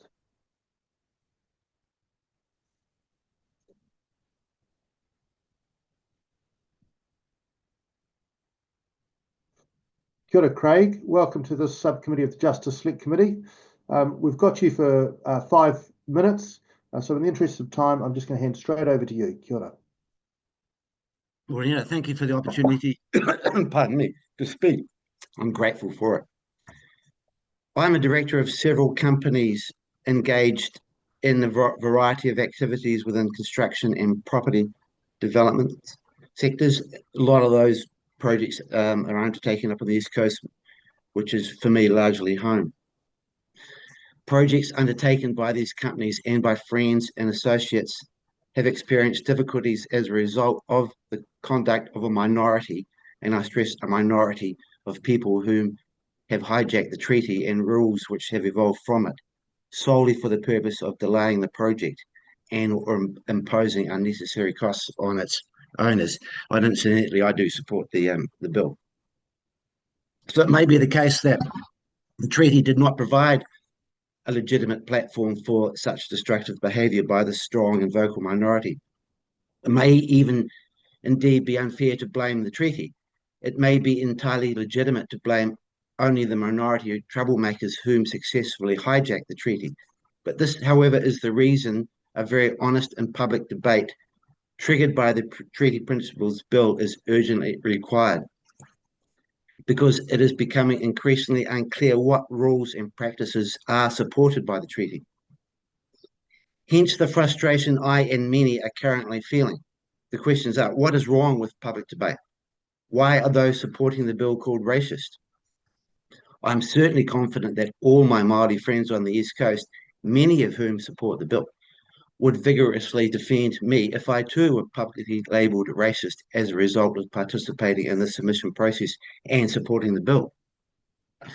There is nothing racist inherent in expecting the rule of law and honest business practice and common decency to be practiced irrespective of race. It may even be the case that the person behaving wrongly can legitimately be labelled racist for leveraging the treaty to impose a position of privilege, to the extent that harm or loss can be caused to others. I offered two of many examples I have first-hand knowledge of misconduct practiced by parties referencing the treaty which unnecessarily delay projects causing significant additional cost. One project, by way of a delightful, harmonious process involving local iwi, and I stress that, it was enjoyable, memorialised wāhi tapu sites that identified by iwi. The memorialisation followed a period of extensive consultation with tangata whenua, again, harmonious without friction at all, and the commissioning of a comprehensive cultural survey funded by the developer. The project was a demonstrable recipe in harmony between iwi and non-iwi, between locals and a developer. However, at its final stages, the project was nearly derailed by a handful of radical, disaffected, ill-informed Māori whom, without any supporting evidence whatsoever, argued that the access road to the project interfered with wāhi tapu sites. Therefore, it couldn't be completed. Eventually, the road was completed after a considerably costly delay. My point here is that these radical few argued that their destructive behaviour was supported by, empowered by the treaty. My argument, it wasn't. In another instance, the developer was required by the local council to commission and fund a report addressing the effects on the project on tangata whenua. This report was required by council despite the subject project being compliant with the district plan in every respect, and thus qualifying for resource consent on a non-notified basis. The developer paid the considerable sum to the writer of the report. The subject report contained many references to the treaty and many frivolous accusations of breach of the treaty by the developer, notwithstanding the extensive, largely voluntary consultation process adopted by the developer, and despite its fully compliant status. You're about to say something. We've got less than a minute left. Would you like to answer a question from Takata? Sure. Yep. Kia ora, Craig. Kia ora. Hey, I get your point, you know, that there needs to be development and all of that, and the process needs to be ideal for everyone. And everyone wants development, Māori included. Do you think the debate around the treaty should really be focused around how it impacts or otherwise developments? Or is it something more important, like higher up the chain than that? I think that we're hamstrung in this country at the moment in the development sphere, including in relation to many social housing projects, particularly rural, which is one of my focuses, which helps everyone, iwi and non-iwi, by the treaty. And I think that the Resource Management Act reform being undertaken, I'm digressing, will to some extent address that, but it won't address it optimally if it still refers to the treaty. Well, do you think then, like the root cause isn't resource management, right? It's okay. We're really out of time, so we'll leave it there. But Craig, thanks for your submission, and we're going to move on. Thanks, Takuta. Thank you. Our next submitter is actually Te Kahanga National Trust, and that is for 10 minutes. So we'll go straight there. Members, it's going to be in Te Reo, so you might want to switch translation on. Kia ora, Daniel. We've got you here for 10 minutes, including any questions. In the interest of time, I'll hand straight over to you. Oh, tēnā koe Duncan i o mihi mai. Kaua ki aua nake, engari ki te whānuitanga o te kaupapa o te kōhanga reo. E whārau toru te kau ngā kōhanga reo, iwa mano o mokopuna, e mātaki mai ana i o rātou kōhanga maha, nei kua tae mai ki a koutou te komiti. Nā taku mana wanui ki te tiriti o Waitangi i tuhia ki ngā reo e rua, ka tuku tēnei tāpaitanga ki a koutou i roto i aua reo e rua. Engari i mua i taku kuhu, me whai whakaro a hau ki aku mate, I ngā wiki tata nei, ko te amo kapua o te kaupapa, o te kōhanga reo, ko kahurangi, iritana tāwhiwhirangi kāriro. O ti rā ko taku hea mana takirua, ko te whiororangi kōtua tērā, kāriro. Waihoki, ko taku hea mana takirua ōmua, kahurangi, tariana, tūria, kua ikahuirua i tana mokopuna kāriro. E te komiti ko enei mate ka hono ki o koutou mate, e ea ai o tātou mate. Kia oki oki. Kia huri au ki te kaupapa o te rā. Kia ora, my name's Daniel Proctor. I chair the Kohanga Reo National Trust. I'm a proud product of the movement. I take my submission as read and wish to thank you for the opportunity to reinforce some of the points made in my submission orally. We believe Te Kohanga Reo, the proposed principles bill, e te committee, is a complete and utter irreversible failure. It willfully fails to provide assurances to tangata whenua that the Crown will act in the best interest of tangata whenua and tangata tiriti alike. Instead, it risks permanently altering the treaty relationship by granting absolute authority to a sole partner. This bill would adversely affect the status of te reo Māori and the rights of mokopuna as carriers of that cultural treasure. By way of observation, not only does this reckless bill continue to reinforce false assumptions that I've heard all morning, but also seeks to further entrench the damaging doctrine of discovery narrative that's been espoused. This brings me to the principles described in the bill. Principle 1, the proposed bill claims that the Crown holds absolute power. This is wrong. This bears no resemblance to Article 1, as this description of Principle 1 wrongfully gives the Crown a unitary form of sovereignty, thus disregarding the separate pre-existing authority recognised for Māori in Te Tiriti o Waitangi.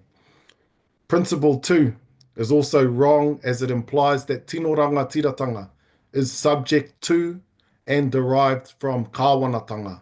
It is not. This Principle 2 definition wrongfully reinforces the assumption of the absolute Crown power over everyone, which is inconsistent with Te Tiriti o Waitangi. Principle 3 says that everyone is equal and is entitled to equal rights without discrimination. But these nice words don't change the fact, te hoa mā, that the Crown does not treat everyone as equal. Te Kohanga Reo continues to encounter barriers to equality, such as equal recognition of pedagogy, equal provision of resources, equal say and recognition of our role in influencing the design of pertinent education policy. Again and again, the Crown consistently makes and enforces policy that discriminates against Te Kohanga Reo, as summarised in our report Y2336 Mātua Rautia Te Kohanga Reo Claim. Hoi anō e hoa mā, despite these challenges, I must stress that Te Kohanga Reo is a proud movement which has and continues to produce pretty amazing results. Graduates number some 50,000. They call themselves the Kohanga Reo generation. You may have met a few recently. There are more coming. We have arrived at hoa mā. The time of the doctrine of discovery, in our opinion, it's over. You see, before the Second World War, most Māori spoke Māori in their homes. It was their first language. They were native speakers. Sadly, that's changed. At that time, each home was an expression of pre-existing tino rangatiratanga. However, through policy of the day, Māori urbanised, and speaking Māori became pretty out of vogue.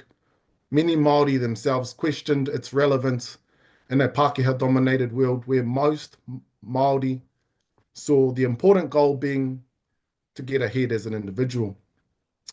The Māori language was suppressed in schools, as has been spoken to, formally through legislation and informally through the interpretation of that legislation, which gave further effect to Māori being assimilated into Western culture. These actions flew in the face of the protective conditions in Article 2 of Te Tiriti o Waitangi. This proposed bill seeks to continue that shameful colonial legacy of assimilation. For over 40 years, Te Kohanga Reo has been a steadfast advocate for empowering whānau, to empower themselves to better outcomes. This approach has played a pivotal role in revitalising te reo Māori and enabling whānau to reclaim rangatiratanga, to live their lives as Māori. Without trying to sound too dramatic, e hoama, Te Kohanga Reo believes that this bill is a waste of time, energy, and taxpayers' dollars. We should not waste any more of anything on this absurdity. It should be abandoned. We should work towards building a nation. Tēnā tātou. Kia ora, thank you for that submission. We've got some time for questions if members have questions. Steve Abel. Kia ora, thank you very much for your submission. One thing that I think is misunderstood is that the efforts to address the imbalances and the structural attacks on te reo Māori and cultural form require us to focus energy and support the efforts of people like your institutions like your own to reinstate and grow that the strength of te reo again, and kohanga reo is a essential pathway to that. And yet people in the tangata tiriti side feel threatened by that. They somehow think that's an effort to address an inequality is seen as a threat to equality.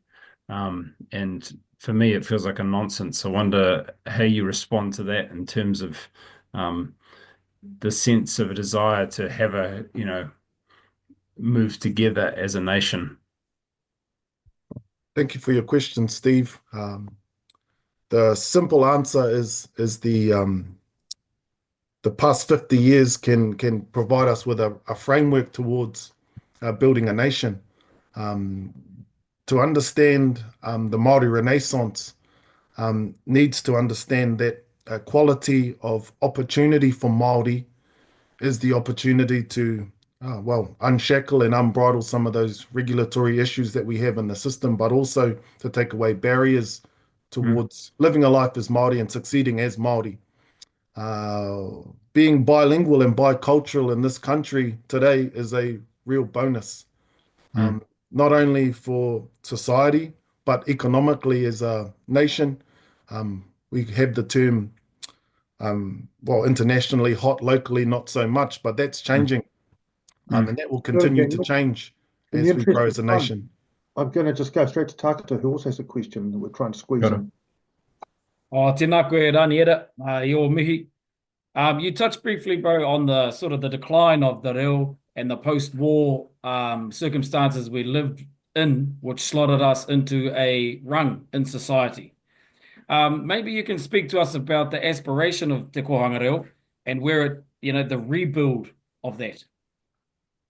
Well, Te Kohanga Reo, it embraces whānau. We lost touch with each other.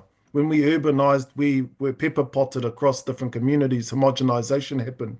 And so Kohanga Reo allowed us to come together and build together. And so it allows each whānau, each Kohanga Reo to practice autonomy, set some goals, and keep each other accountable.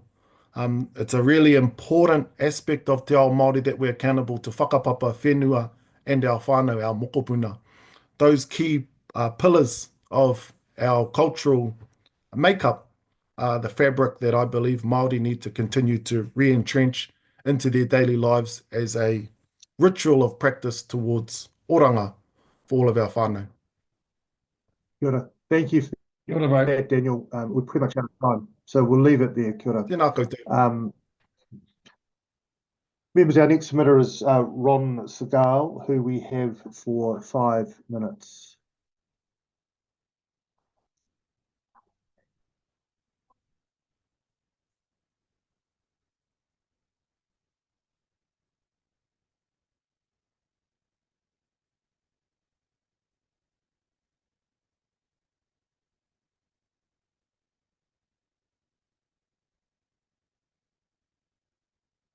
Got it on. I can see you're online. Uh, Great camera and Sorry, my fault. we can hear and Okay. see you. All Welcome right. to the subcommittee of the Justice Select Committee. We've got you for 5 minutes. In the interest of time, I'll hand straight to you to talk to your submission and answer any questions. Thank you very much. Appreciate the opportunity to speak. There's some 30 to 40 pieces of New Zealand legislation cite treaty principles without actually defining them. These undefined principles appear in everything from the Resource Management Act to the Conservation Act. This unprecedented undersight, in what other area of such constitutional import do we leave fundamental concepts so starkly undefined, has been expertly leveraged by those seeking to effectively rewrite the treaty. Some justify this through microscopic analysis of the bilingual treaty as if it were a precise legal document, scrutinizing exact word choices and translations, which I suggest is imposing a modern legal framework onto what was essentially a diplomatic political agreement made in a very different context, informed by British rule of law at the time, with its essence being conveyed through the conversations and debates that surrounded its signing in 1840. Take the Waitangi Tribunal's treaty principles, which have performed quite the magical transformation, turning civil protection applicable to all Crown subjects into active protection specifically for Maori interests, whilst the Tribunal's principle of equity has somehow shifted the goalposts from equality of opportunity into equality of outcomes. Meanwhile, the New Zealand Maori Party strongly advocates for a partnership principle where a relationship of good faith to progress the treaty's intent somehow transforms into joint title to New Zealand Limited. These and similar creative interpretations have become so deeply embedded that they're now influencing government policies, or say governance policies, like dripping water erodes stonework, quietly, although sometimes not so quietly, but in any case persistently undermining democratic principles through race-based preferences. Given all this, you really have two options: either define these principles properly or remove them from legislation entirely, or preferably both, because the existence of a set of principles fills a vacuum that might otherwise beg to be filled once again down the track. So if we accept that a definition of treaty principles is needed, the question becomes, what should it look like and whether what's being proposed is reasonable?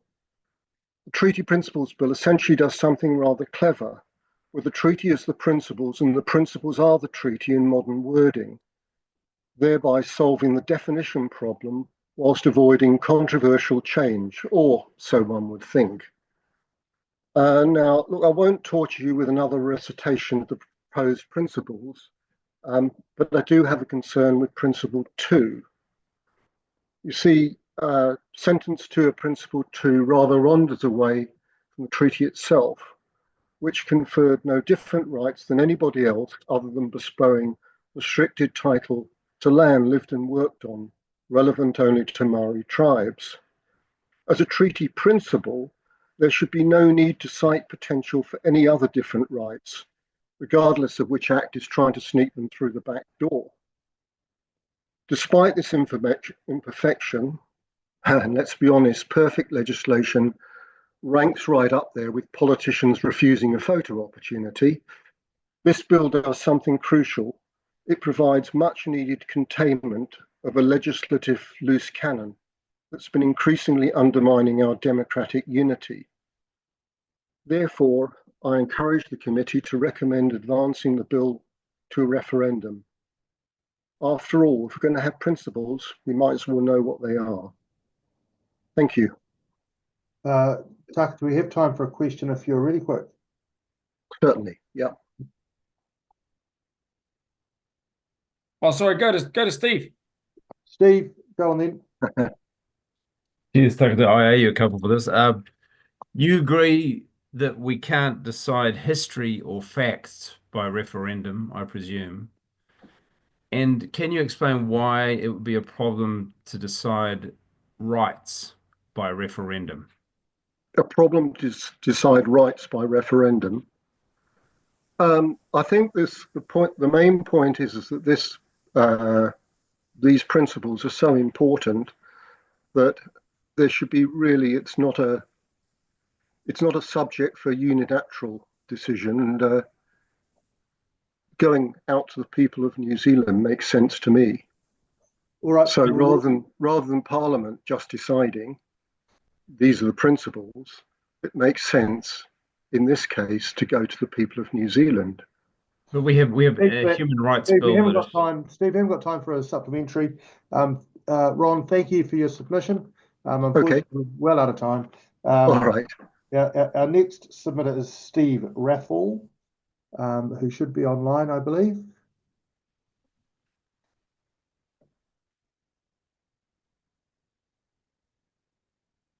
Just coming through now, I'm informed.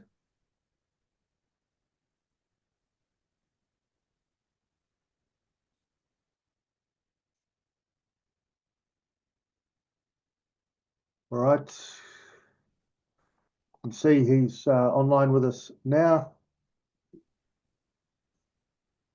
Kia ora, Steve. Welcome to the subcommittee of the Justice Select Committee. We've set aside 5 minutes for your submission, including any questions. And so I'm going to hand over to you straight away. Kia ora. Good morning. And what better day than Valentine's Day to share with you my love letter to ideas that work. In 1840, Maori had been in contact for 2 generations with a society based on ideas that work. They had seen the advantages firsthand of those ideas that work. And many had travelled around the world and seen these ideas at work. Ideas that work, like representative democracy with one person, one equal vote, as opposed to tribalism. Although the Westminster system then was not fully representative, it contained within it the seeds that would lead to today's representative democracy that you find people all participate in. Ideas that work, like the scientific method, as opposed to unfalsifiable Indigenous beliefs. Ideas that work, like defined, legally protected, tradable property rights, where resources can flow to their most productive use, as opposed to resources only being available to those who can seize and protect them by force. Maori agreed to a document based on those ideas that work. Yet for the last 50 years, we've been told that it's something else entirely, a partnership, a word that does not appear in the document. In both languages' version, the preamble and Article 1, sovereignty is clearly ceded, and in Article 3, equality of citizenship is promised. All of this comes down to Article 2. Does tino rangatiratanga mean sovereignty for iwi, thereby setting up a system where your rights are determined by your ancestry? Or does it mean iwi are guaranteed property rights over their lands, villages, and other treasures? The only interpretation that makes any sense whatsoever is one that's consistent with the rest of the document. The partnership interpretation makes the whole document completely incoherent. You have to believe that the British Empire entered into a partnership with iwi, promising them all the rights and privileges of British subjects without acquiring the sovereignty needed to uphold those rights. On the other hand, the property rights interpretation of Article 2 that this bill seeks to enshrine as a principle is completely consistent with the rest of the document. The claim is made that the treaty hasn't been honoured because of differences in socio-economic outcomes between Maori and non-Maori. However, the treaty makes no mention of equality of outcomes, and neither side would have expected that. Both sides came from hierarchical societies, and it's up to each individual then and now to make the best of opportunities based on ideas that work. Now, very few alive today have actually had to defend our free land. Fewer New Zealanders have died in war in the last 80 years than died in some of the worst days of previous wars. That's the benefit of ideas that work. Steve, I've got questions. Would you like to go to questions? I'll just crack on, thanks. However, this unprecedented peace and relative prosperity is not guaranteed. Ideas that work must be continually reasserted and redefended. It's claimed that the government should have consulted first with Maori. However, that's been happening for the last 50 years behind closed doors. It is now clear that at no time would the supporters of partnership ever invite ordinary citizens to participate equally in this process. Opposition MPs now openly reject the principle of one person, one equal vote. To National and New Zealand First, I urge your parties to reconsider your stance, to allow all New Zealanders to have a say in whether this bill is passed into law is not only morally right, it is smart politically. Come next election, when New Zealanders walk into that polling booth to reaffirm, as Labour's constitution said, that all political power comes from the people, how sympathetic will they be to parties that will not stand against a two-tier society? Don't be like Palmerston North City Council that imposed Maori wards despite 68% of citizens voting against. I urge the Parliament votes for this bill to be sent to referendum, because ultimately, where does all political power come from? Hei tangata, hei tangata, hei tangata. It is people. All right, thank you very much. We're right out of time. Unfortunately, I'm sure there would have been some good questions there, but we can't go to them. Thanks for your submission, Steve. Members, our next submitter is Brent Barrett for 5 minutes, and we'll go straight to him. I see he is online.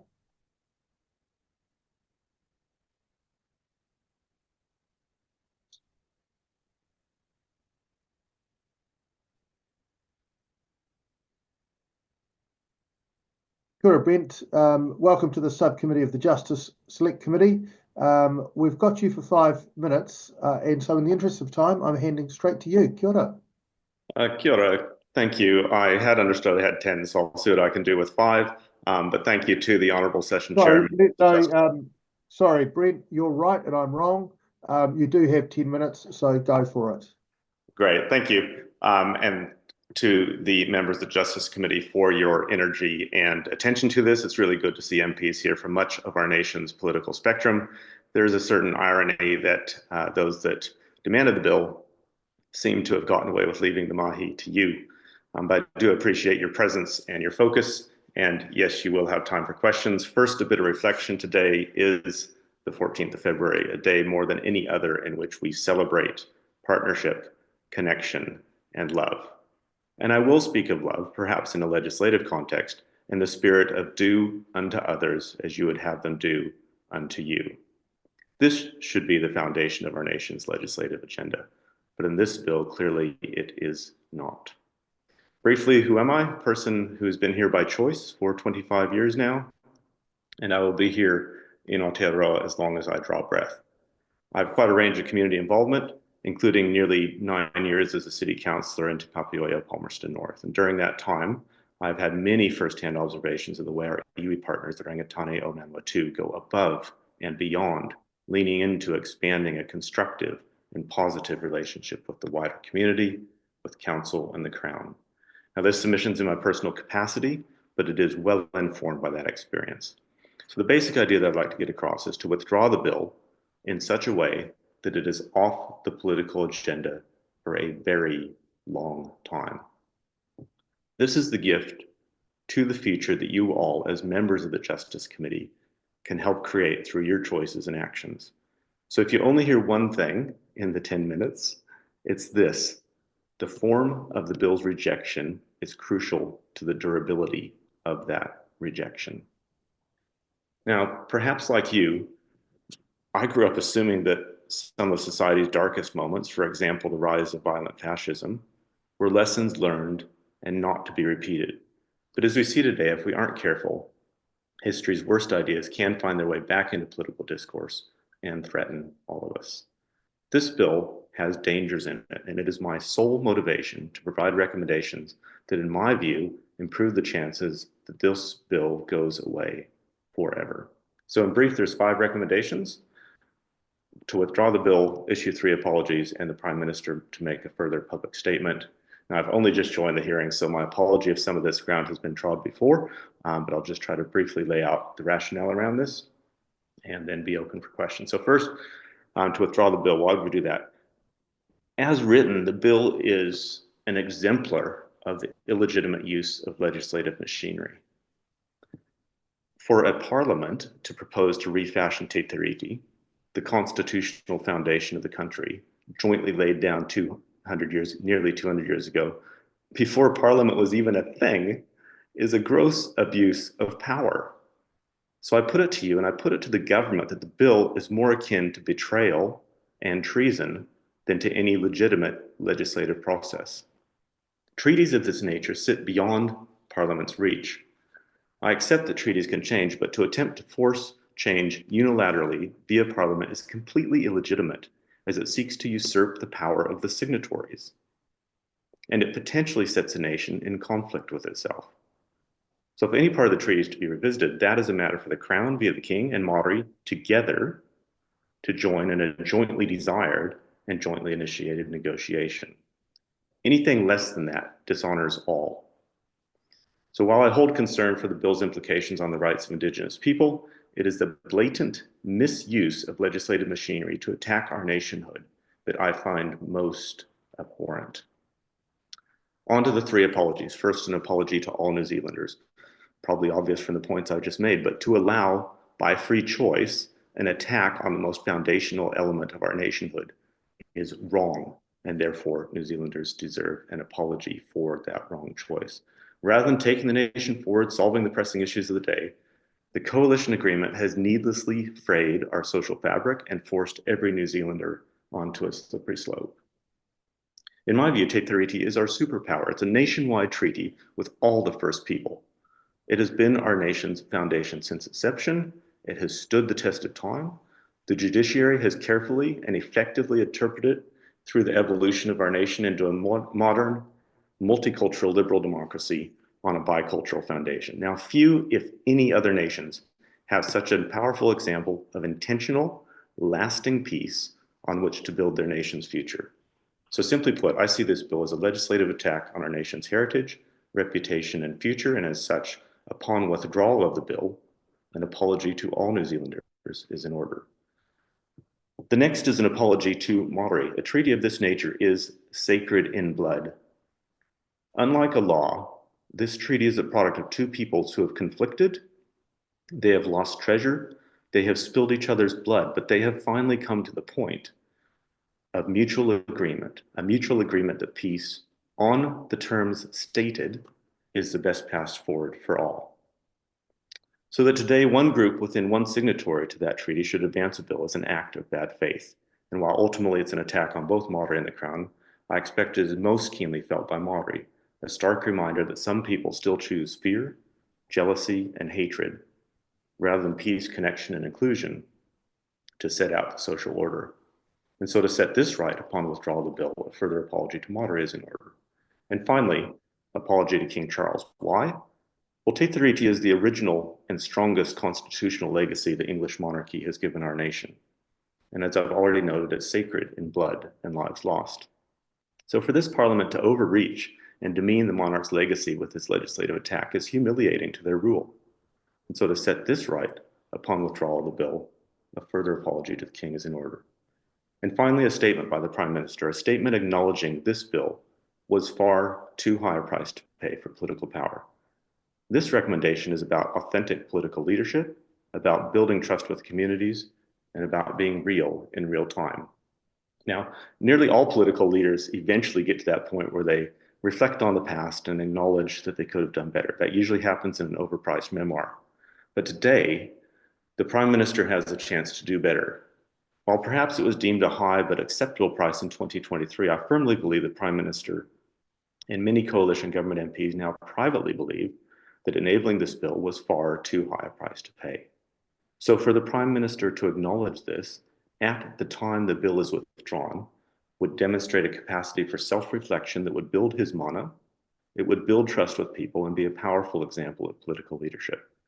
So in closing, I accept that the 3 apologies and the Prime Minister's statements are things that the committee cannot simply cause to happen. In my view, that makes them even more important than the simple act of withdrawing the bill.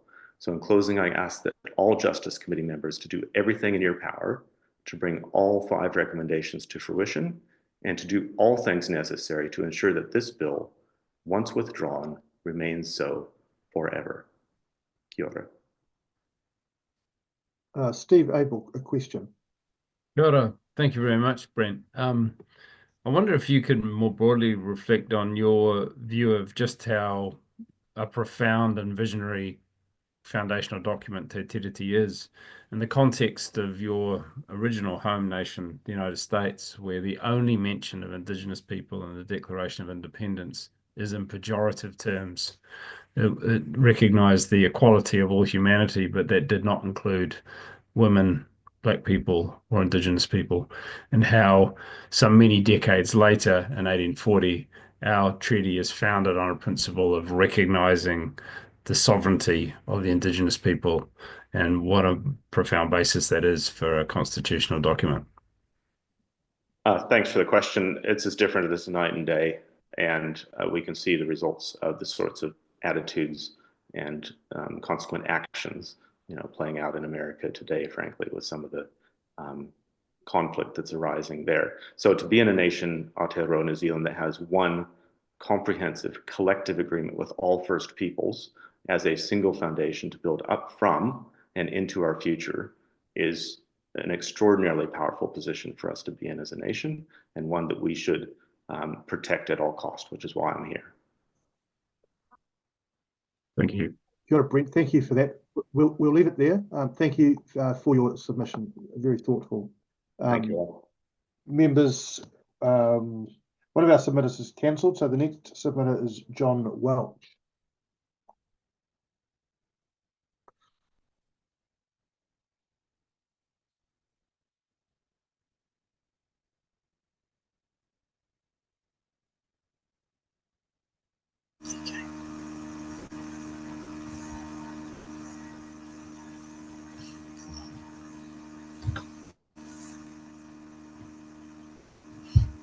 John, I think we can hear you. Sorry, my name's up, but I can't hear anyone else.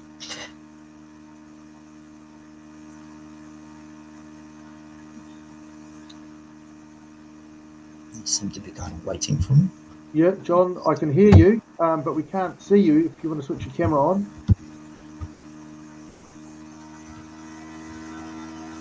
That's wrong. Not muted.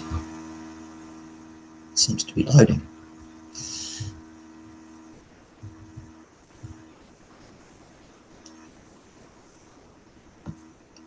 All right, John, I'm not sure what's going on there with your video connection. Sort of says it's joining me up. Okay, we might have a somewhat slow connection. It might be useful to just switch that camera off and do it. You're waiting for me to appear. Hello. Hi, John. Hi, John. Look, I can hear you. We can't see you yet, but I was only invited to join just a moment before. Can you hear me, John? I can see them. All right, that's not working that well.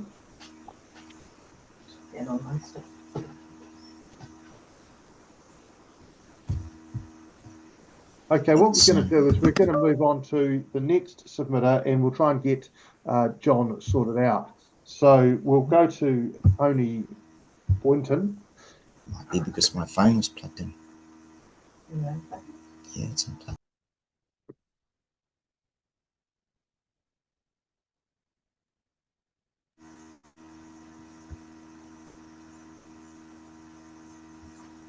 Kia ora. Kia ora, Tony. Good to see you. Doesn't seem to be working. Welcome to the Justice Select Committee. We've got you for 10 minutes. So what I'm going to do is just hand straight over to you, and that time's including any questions. Kia ora. Tēnei te mihi atu ki au koutou I tēnei wā. He mihi nui aroha ki au koutou mō tō mahi mō tēnei huarahi kino, huarahi hoha, Tēnei mahi, engari, tēnei te mihi nui ki a koutou nā mema o te paremata. Ko au, anei he iti o te kohu o Tamakaimoana me Tūhoi, anei he iti o te waitai o Ngāti Awa, anei he iti o te one o te Raroa me Ngāti Kahu. Kia ora. So I'm here before you as a small part of Tamakaimoana, Tūhoi, Ngāti Awa, te Raroa and Ngāti Kahu. Ko ai au, ko Tony Boynton, taku ingoa.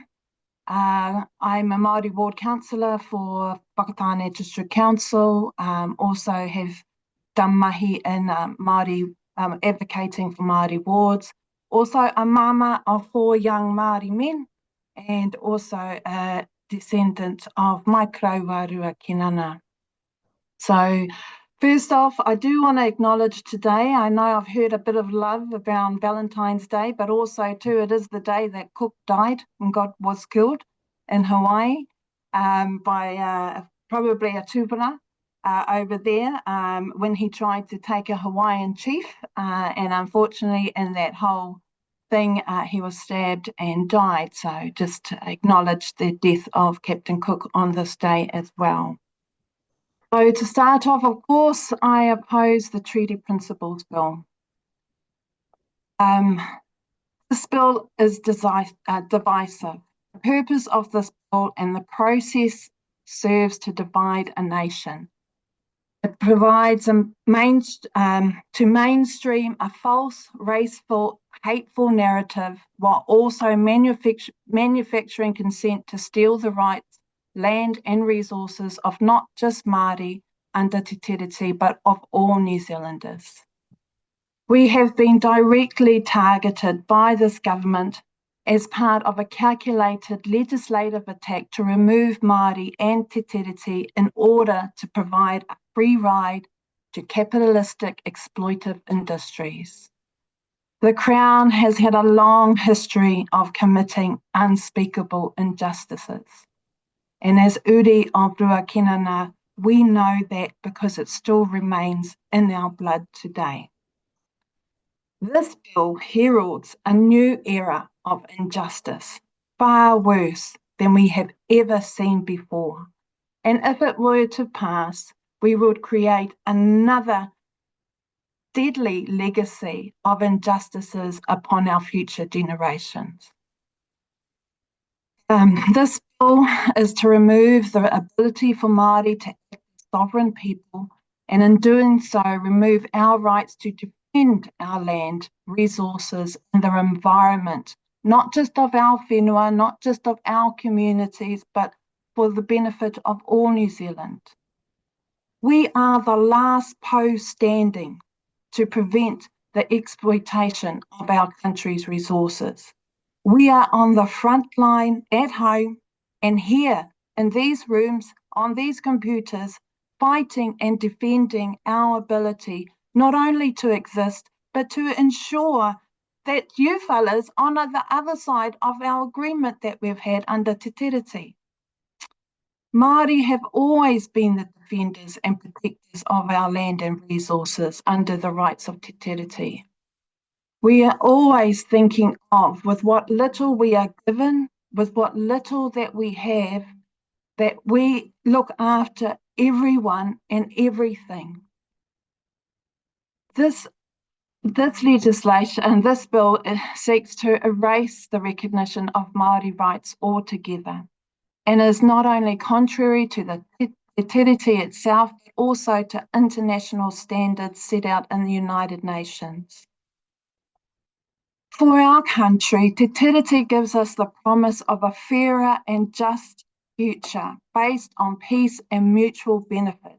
It upholds the mana and authority of Māori to have their say in what matters to us all, while always ensuring that the benefits are not only for us, but for all New Zealanders and our future generations. I would like to believe that our country has matured over the last 50 years, though there's been so many of our tūpuna, so many of our warriors who have fought hard to ensure that happens. I would like to believe that in a post-treaty settlement era, where all of our tamariki have the knowledge and understanding of the histories of the whenua that they walk on, te kura, that they go and play on with their sports, that they have heard and know those stories, that the names of our tupuna are common names, that the kōrero or kupu that they use are everyday part of their upbringing and their world. I want to have faith as a nation to hold true to ourselves as we have done in the past, that we have championed the ability of wanting to have fairness and justice. If there is anything we have learnt as Māori and in times like this, is that we will rise and we will rise again and again. We are not going anywhere. And we will keep on fighting bills like this. We will keep up, standing up.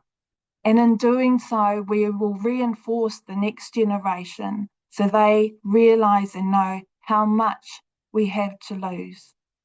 I want to ask all of you in this room or in this Zoom as members of Parliament, and particularly those who may support this bill, that in the future, when you look into your Māori mokapuna's eyes, what will you tell them that you did for them at this time when this treaty bill came up? What will you say to them when they ask you, Koro, Nan, what did you do for me when they tried to pass this bill? Kia ora, ngā mihi nui.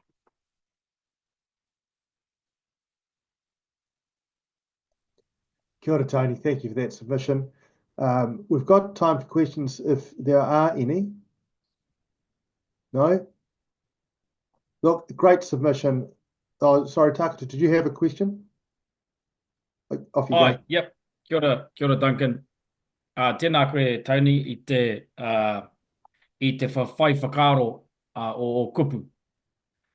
So the Treaty Principles Bill is drawing out the best and worst of the country.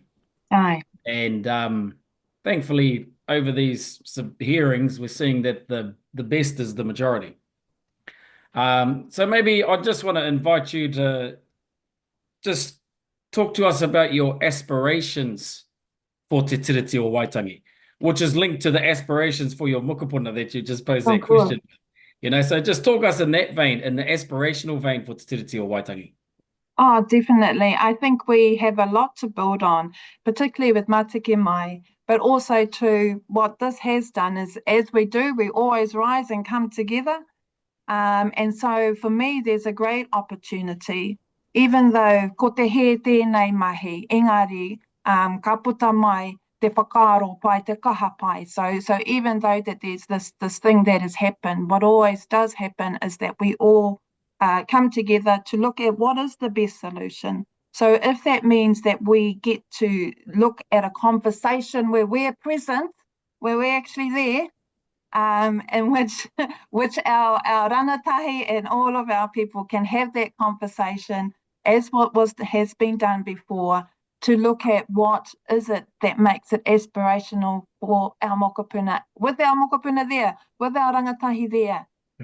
For me, that would be my aspiration, is that we can return to our whakaro of being fair and just, and that we can speak together and have that respect together to be able to do that. But yes, there'll be so many Māori mokopuna in the future. Kia ora, Tony. Ngā mihi. Ngā mihi. We make love, not war. Kia ora. That's one way to get more mokopuna. Okay, thank you very much. We'd better move on pretty quickly. Members, we're going back to see if we can reconnect with John Welch. So we'll see how we go there.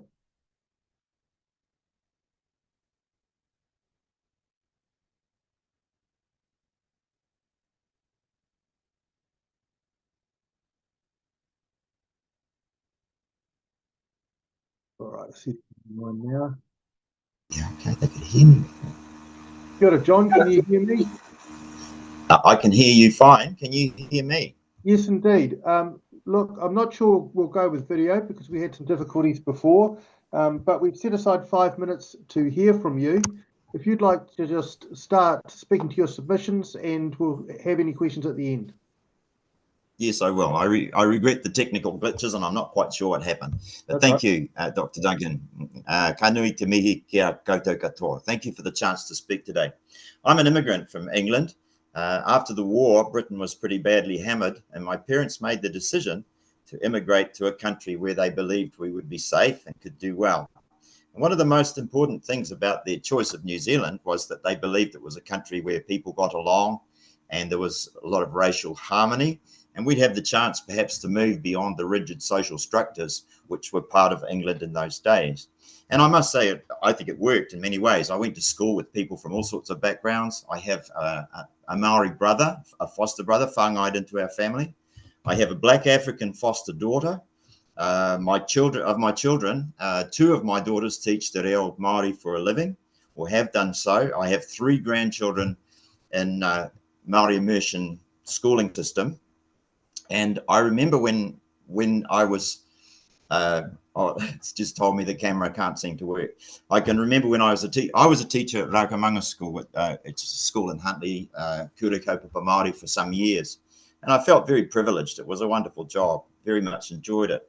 And I remember an old karawa saying to me when I was at Raukamanga, he said, you know, when I was a kid, when I was young, Māori and Pākehā were just like that. And he intertwined his 2 fingers together. And he was born in the 1940s, and that's just how it was when he was growing up. Māori and Pākehā all got along.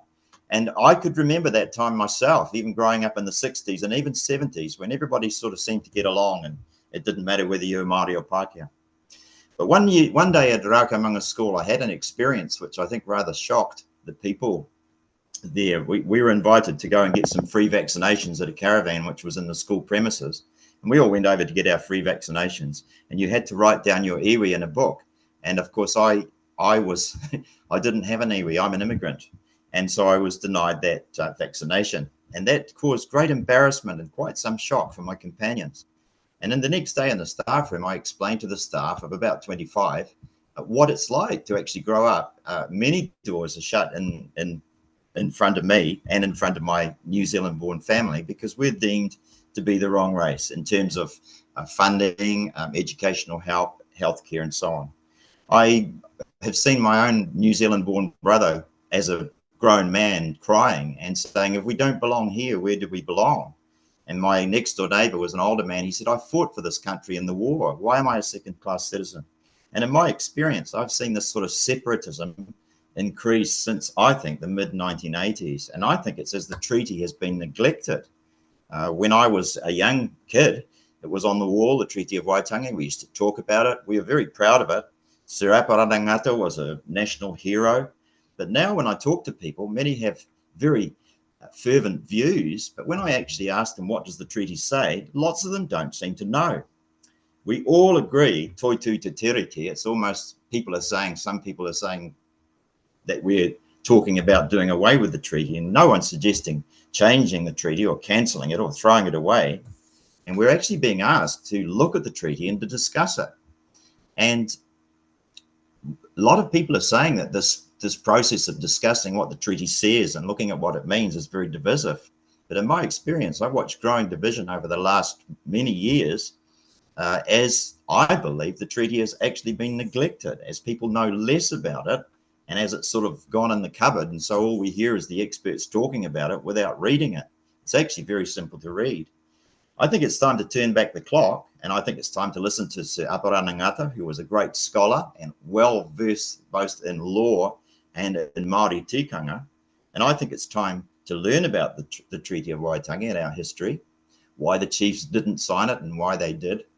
And I would like to see this bill proceed to get a discussion started, which has been stated to be one of its, well, perhaps its main aim. So people will look at the treaty and we can actually talk about what it means. And obviously, if there's a referendum, that's fine. But the main thing to me is to bring it back on the table and get everybody to talk about it. I think that some of the division... 20 seconds left, John. No. Okay. Any questions? No, look, No? I don't think we've got any time for questions there, but Okay. thank you very much for your submission, and it's good that we could get you in the end. So kia ora, thanks for that. Yeah, I appreciate that. Thank you so much. Bye-bye. Members, I think our next submitter is Peter Williams. So we'll go to Peter Williams now, and we have Peter for 5 minutes.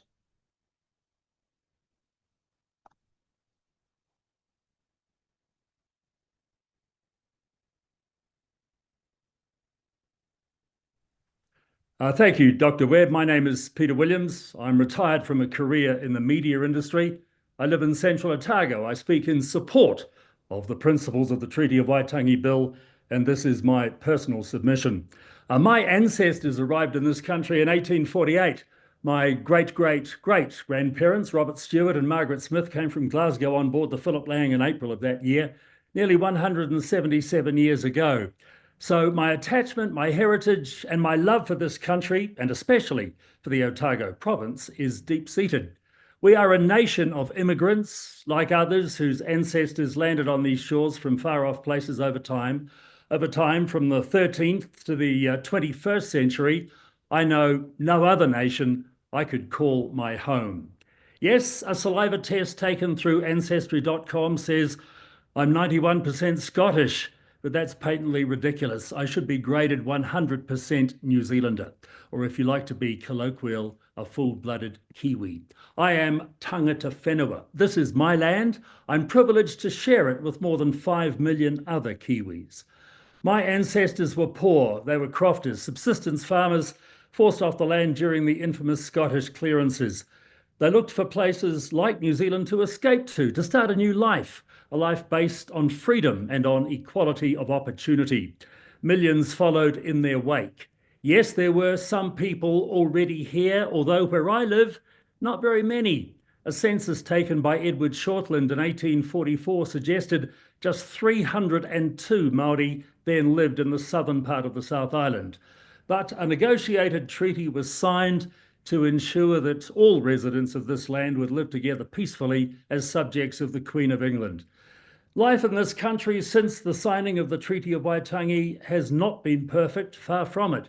Like many emerging nations in the years since the Enlightenment, justice, property rights, and the rule of law have not always been followed as they should have been. So the Treaty of Waitangi Act 1975 put in place a system for reparation for treaty breaches. From the late 18th century, all immigrant groups to this country have mingled and merged, intermarried and interbred. We are a veritable melting pot of peoples. We are all New Zealanders, all Kiwis, all people of this land. The phrase, the principles of the Treaty of Waitangi in that 1975 Act and in subsequent legislation has confused and confounded us for 5 decades. Even the late King Tuheitia said of the treaty, there are no principles, only articles. He was right. But if that phrase is to remain, then we the people, the voters, the electors through our parliament must decide what those principles are. On Waitangi Day this year, Ngāi Tahu's Kai Whakahaere Justin Tipa said, quote, the articles of the treaty are clear. The right to govern, protection of tino rangatiratanga, and same rights and duties. He then went on to say, quote, that is our starting point, unquote. Our starting point for what? The articles were what was signed in 1840, that was it, there was no more. Once the treaty was given legislative status in 1975, the words of 1840 should have been applied in a contemporary context. That is, the elected government governs for us all, that we should all have control over our property in accordance with the law, and that we all have the same rights and duties under the law. Peter, in that same speech, Peter, Mr. Tupa talked briefly, of the unique constitutional identities of iwi Māori. I don't know what that means. Does it mean that iwi Māori have more representation on decision-making bodies than non-Māori, like happens with his iwi's appointments to the Canterbury Regional Council? I think that's wrong in a democracy and an insult to the people of Canterbury. How can those of Maori descent have a unique constitutional identity in a land where we are all supposed to have the same rights and duties? a land where a modicum of Maori blood can give some people political and economic advantage over others. It just does not make sense and must not be allowed in a modern New Zealand. That's why Peter, I we've got about support a this minute. bill. Would you We're like all to New go to Zealanders, questions? no matter where our ancestors came from. Thank you. Okay, thank you, Peter. I'll go to Takata for a question. Look, I wonder if you're just clear that it's called the Treaty of Waitangi, not the Democracy of Waitangi. And I think what you've laid out for us is a pretty good demonstration of the problem that the country is grappling with, which is a massive knowledge gap and an absolute need to bring clarity around Te Tiriti o Waitangi to the fore. And much of that work has been done. It doesn't need to be left to people's opinion. So it's all right if you don't have an answer there, Peter. That's kei te pai. Kia ora. Peter, I don't get your question, sorry, Mr. Ferris. Oh, that's okay. All right, we'll leave it there. Thank you for your submission, Peter. Kia ora. Members, the next submitter is Julian Ihaya Rawiti. Rawiti. Yeah, kia ora.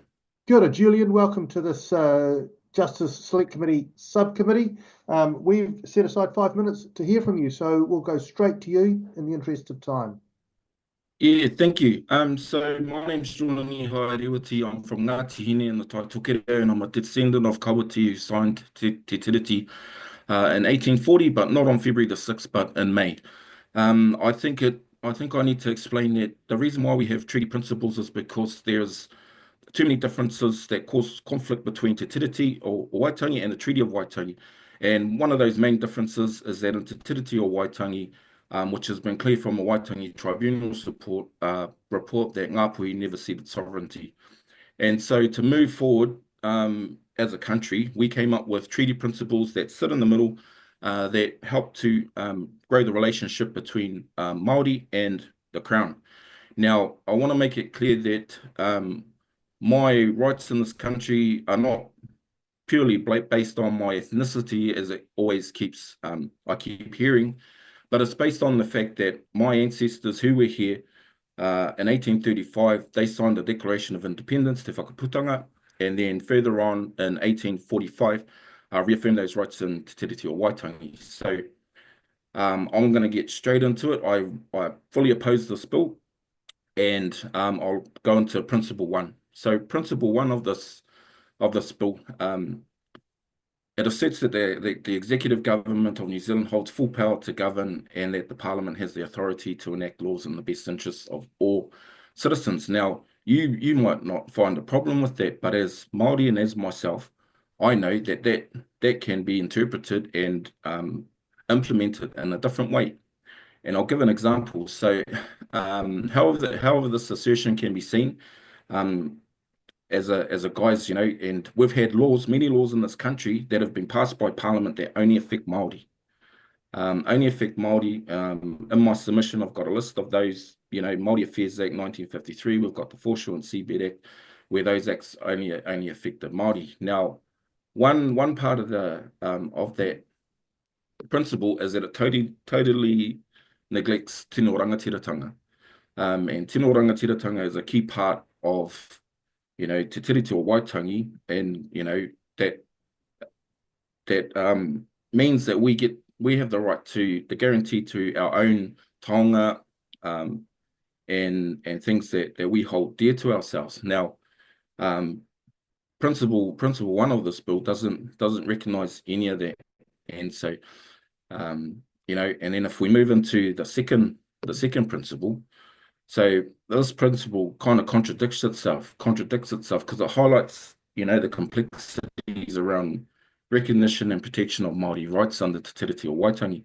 Now, on one hand, the principle asserts that the Crown recognises and will respect and protect the rights that Hapu and Iwi Māori had under the Tiriti Treaty at the time they signed it. Now, this statement suggests that commitment to uphold the historical rights and entitlements of Māori as initially agreed upon in the treaty is static.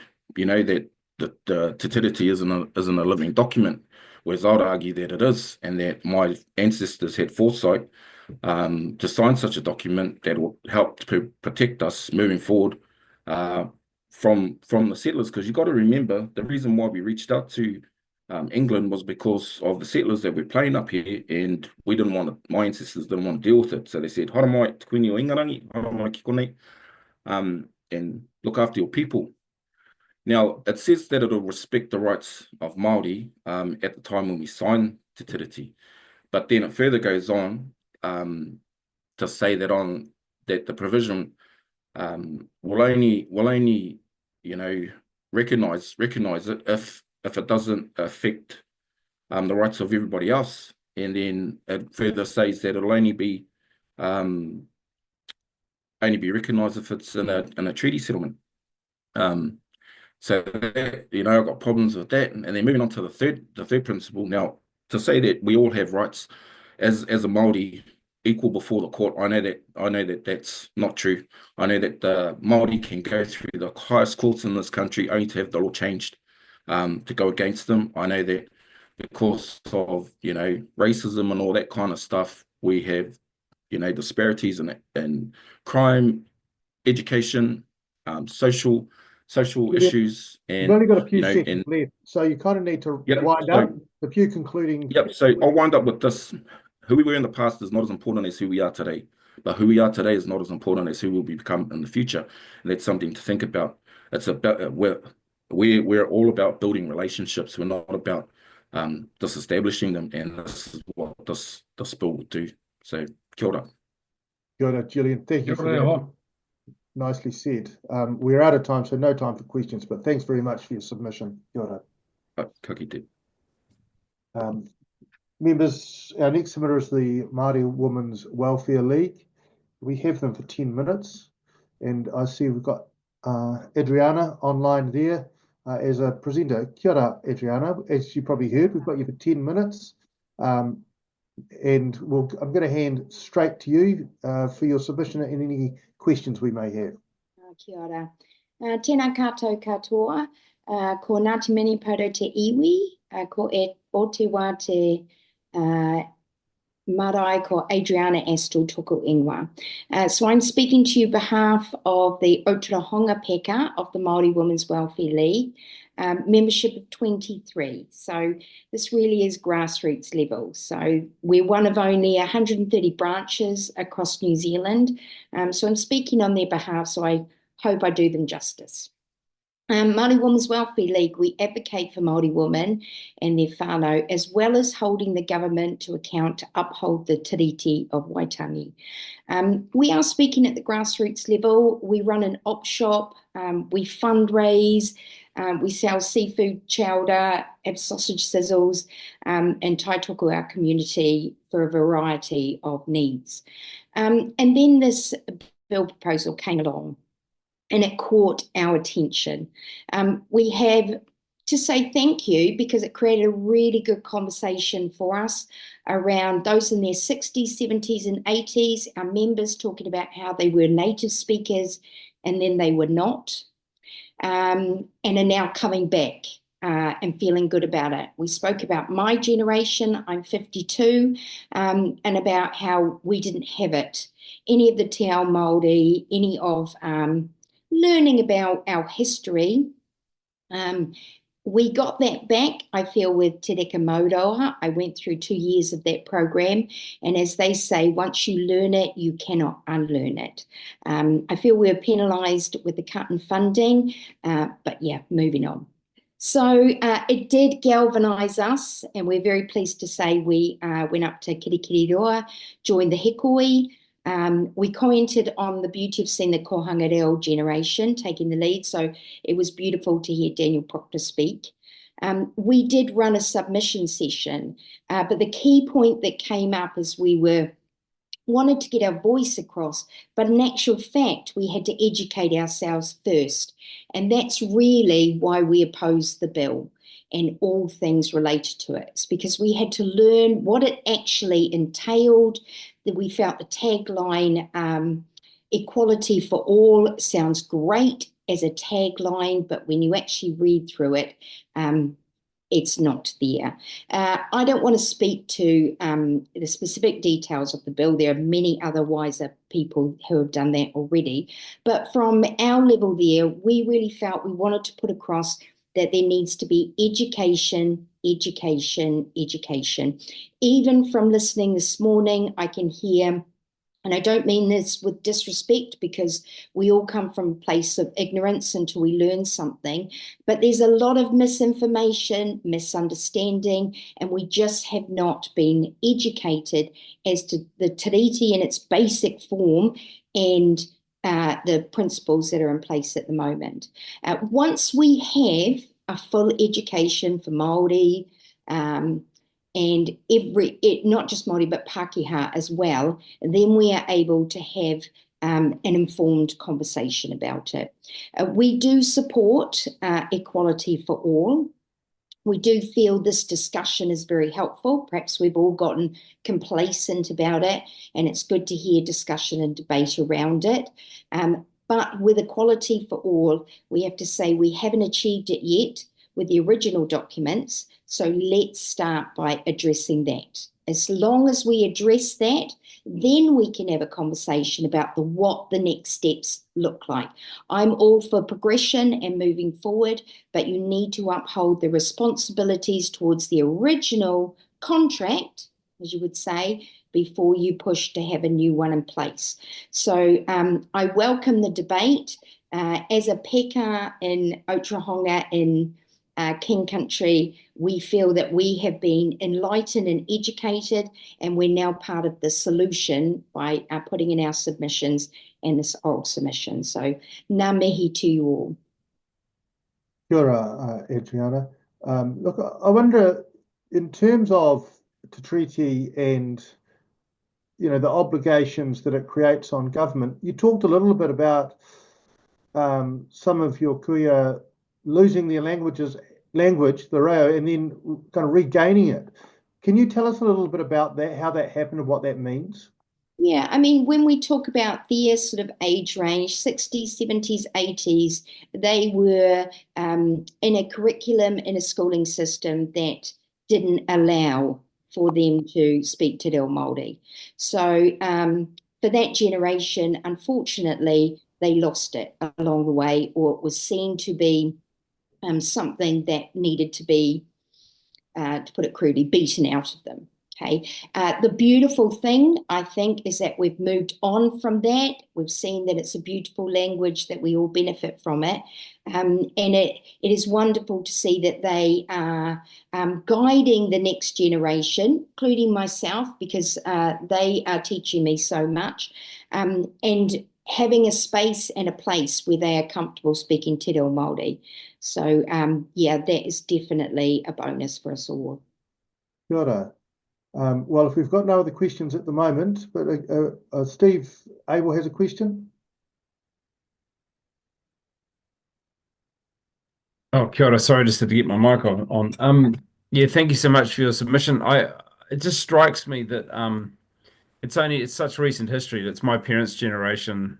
My parents are Pākehā, but it was their generation who wouldn't have been allowed to speak te reo at school and did have it beaten out of them, and that's history that's not understood or known, and that is part of the challenge we face. And can you explain why upholding te tiriti and recognizing that the right to self-determination is a thing that belongs to tangata whenua Māori is an important means by which we can assert the right of Māori to reclaim taonga like te reo Māori. And without that unique acknowledgement of tēnā rangatira for Māori, it becomes much more difficult for that to be done. I think in terms of my perspective, somebody said in an earlier submission that overseas we're just held up as well, but here not so much. But it's really beautiful to see that we do have our kaumātuas and kuia who are feeling more comfortable in their Māori skin. I suppose that's the way I could say it, that they are able to speak Te Reo Māori freely when they came from a place where they weren't able to do that.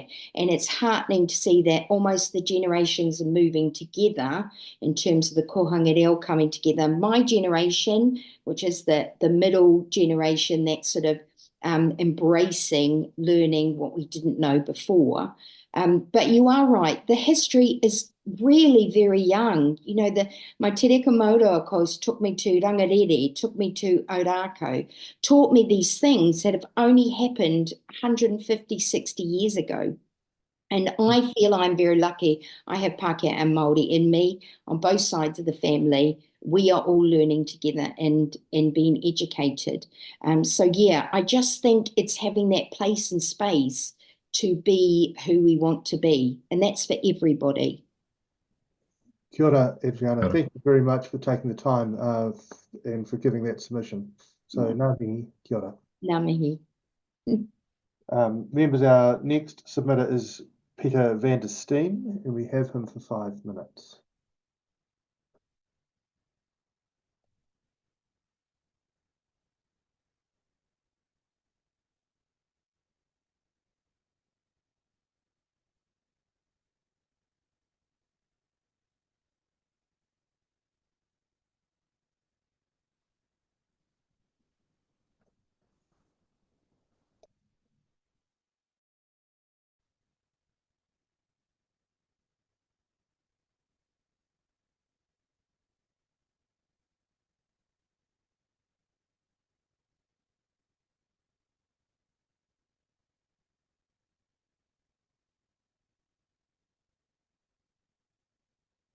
All right, we've got Peter coming online now.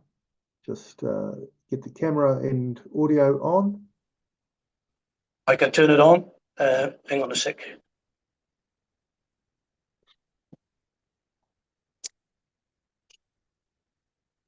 Yes, good morning. Can you hear me? I can indeed, Peter. Okay. This subcommittee of the Justice Select Committee. We've got 5 minutes to hear from you, including any questions. I'll hand straight over to you. Great. Thank you very much, committee, for the opportunity. That's a great privilege to be able to be heard.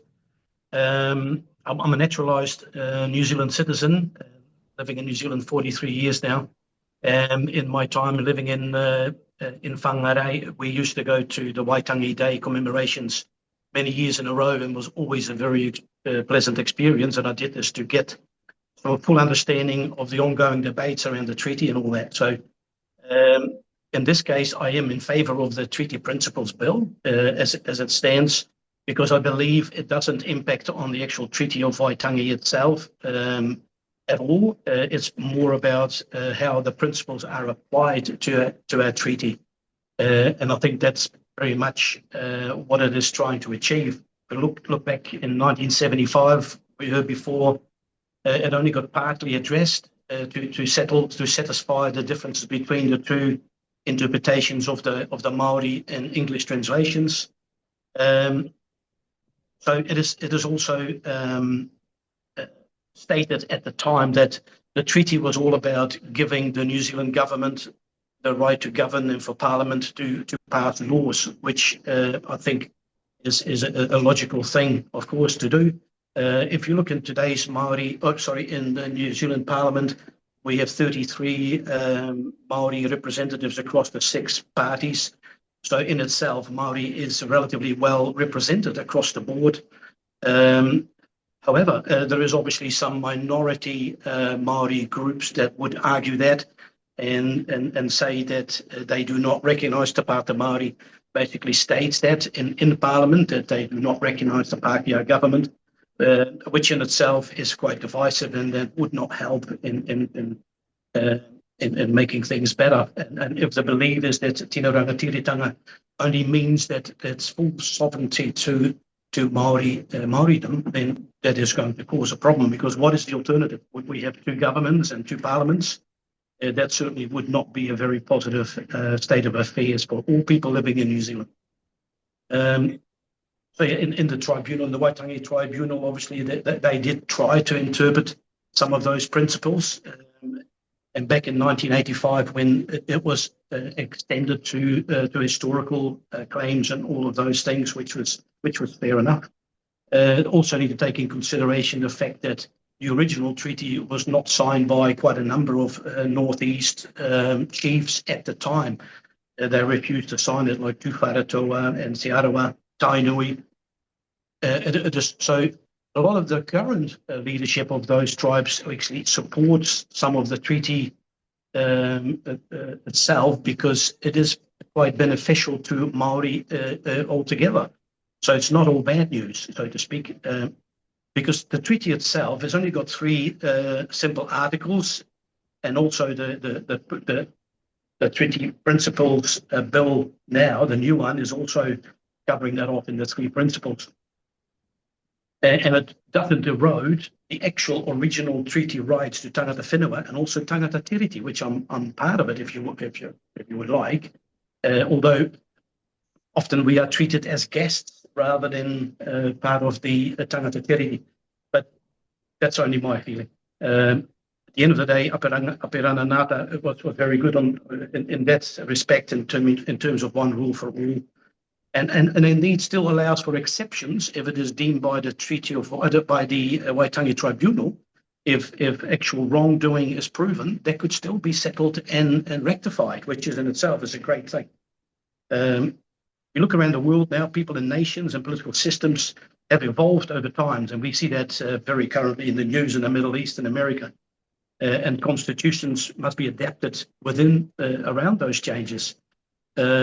So everybody is treated equally by law. Anything other than that would only create division.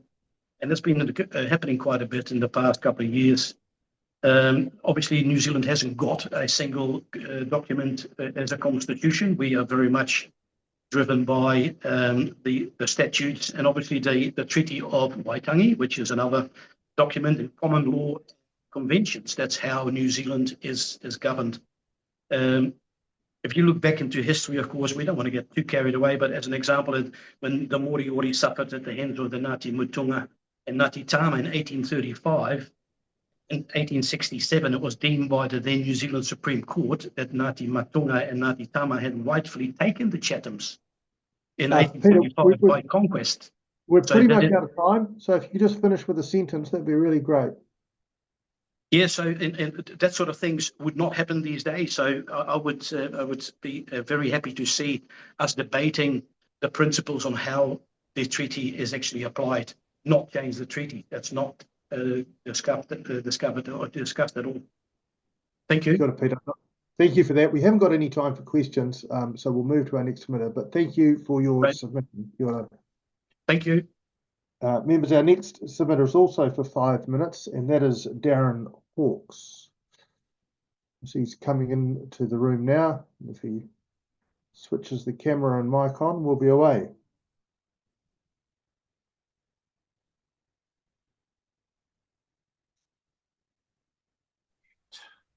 Sorry, I'm just struggling with technology here at the moment. All right. I can't get my camera going. Start video. There we go. There we go. All right, Kia ora. Darren. Kia ora, welcome. Tēnā koutou. Tēnā koutou katoa. Great. We've got you for 5 minutes. You've kind of introduced yourself in some ways, but we'll launch straight into it. So over to you. Ko Aotearoa, te whapa, te whakapapa, raranga mai, ko te whenua whakatū, ko te kāinga whakatāne, no autatuhu, hai mātarau pūkaha, ko taku Darren, tēnā koutou katoa.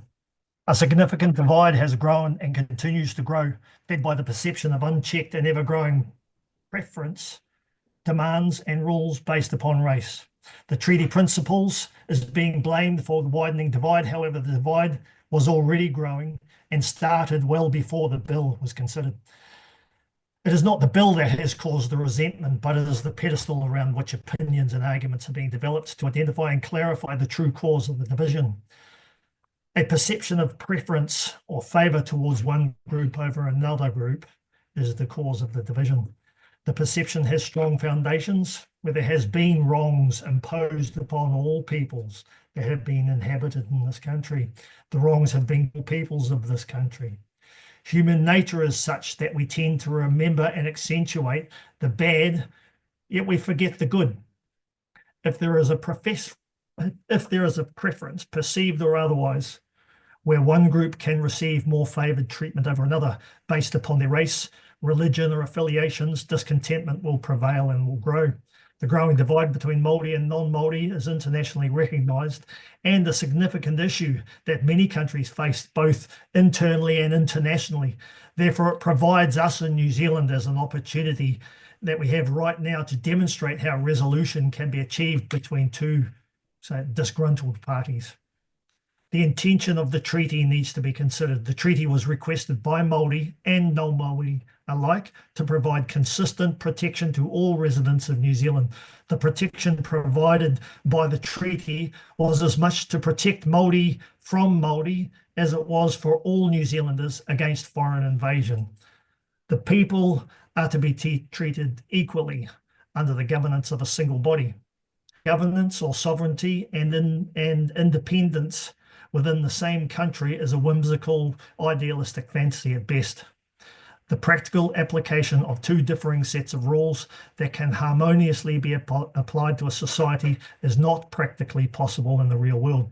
New Zealand has grown and developed where all citizens are in a better situation than where they were prior to the treaty. There have been losses and gains along the way, but the life expectancy, prosperity, and well-population has benefited.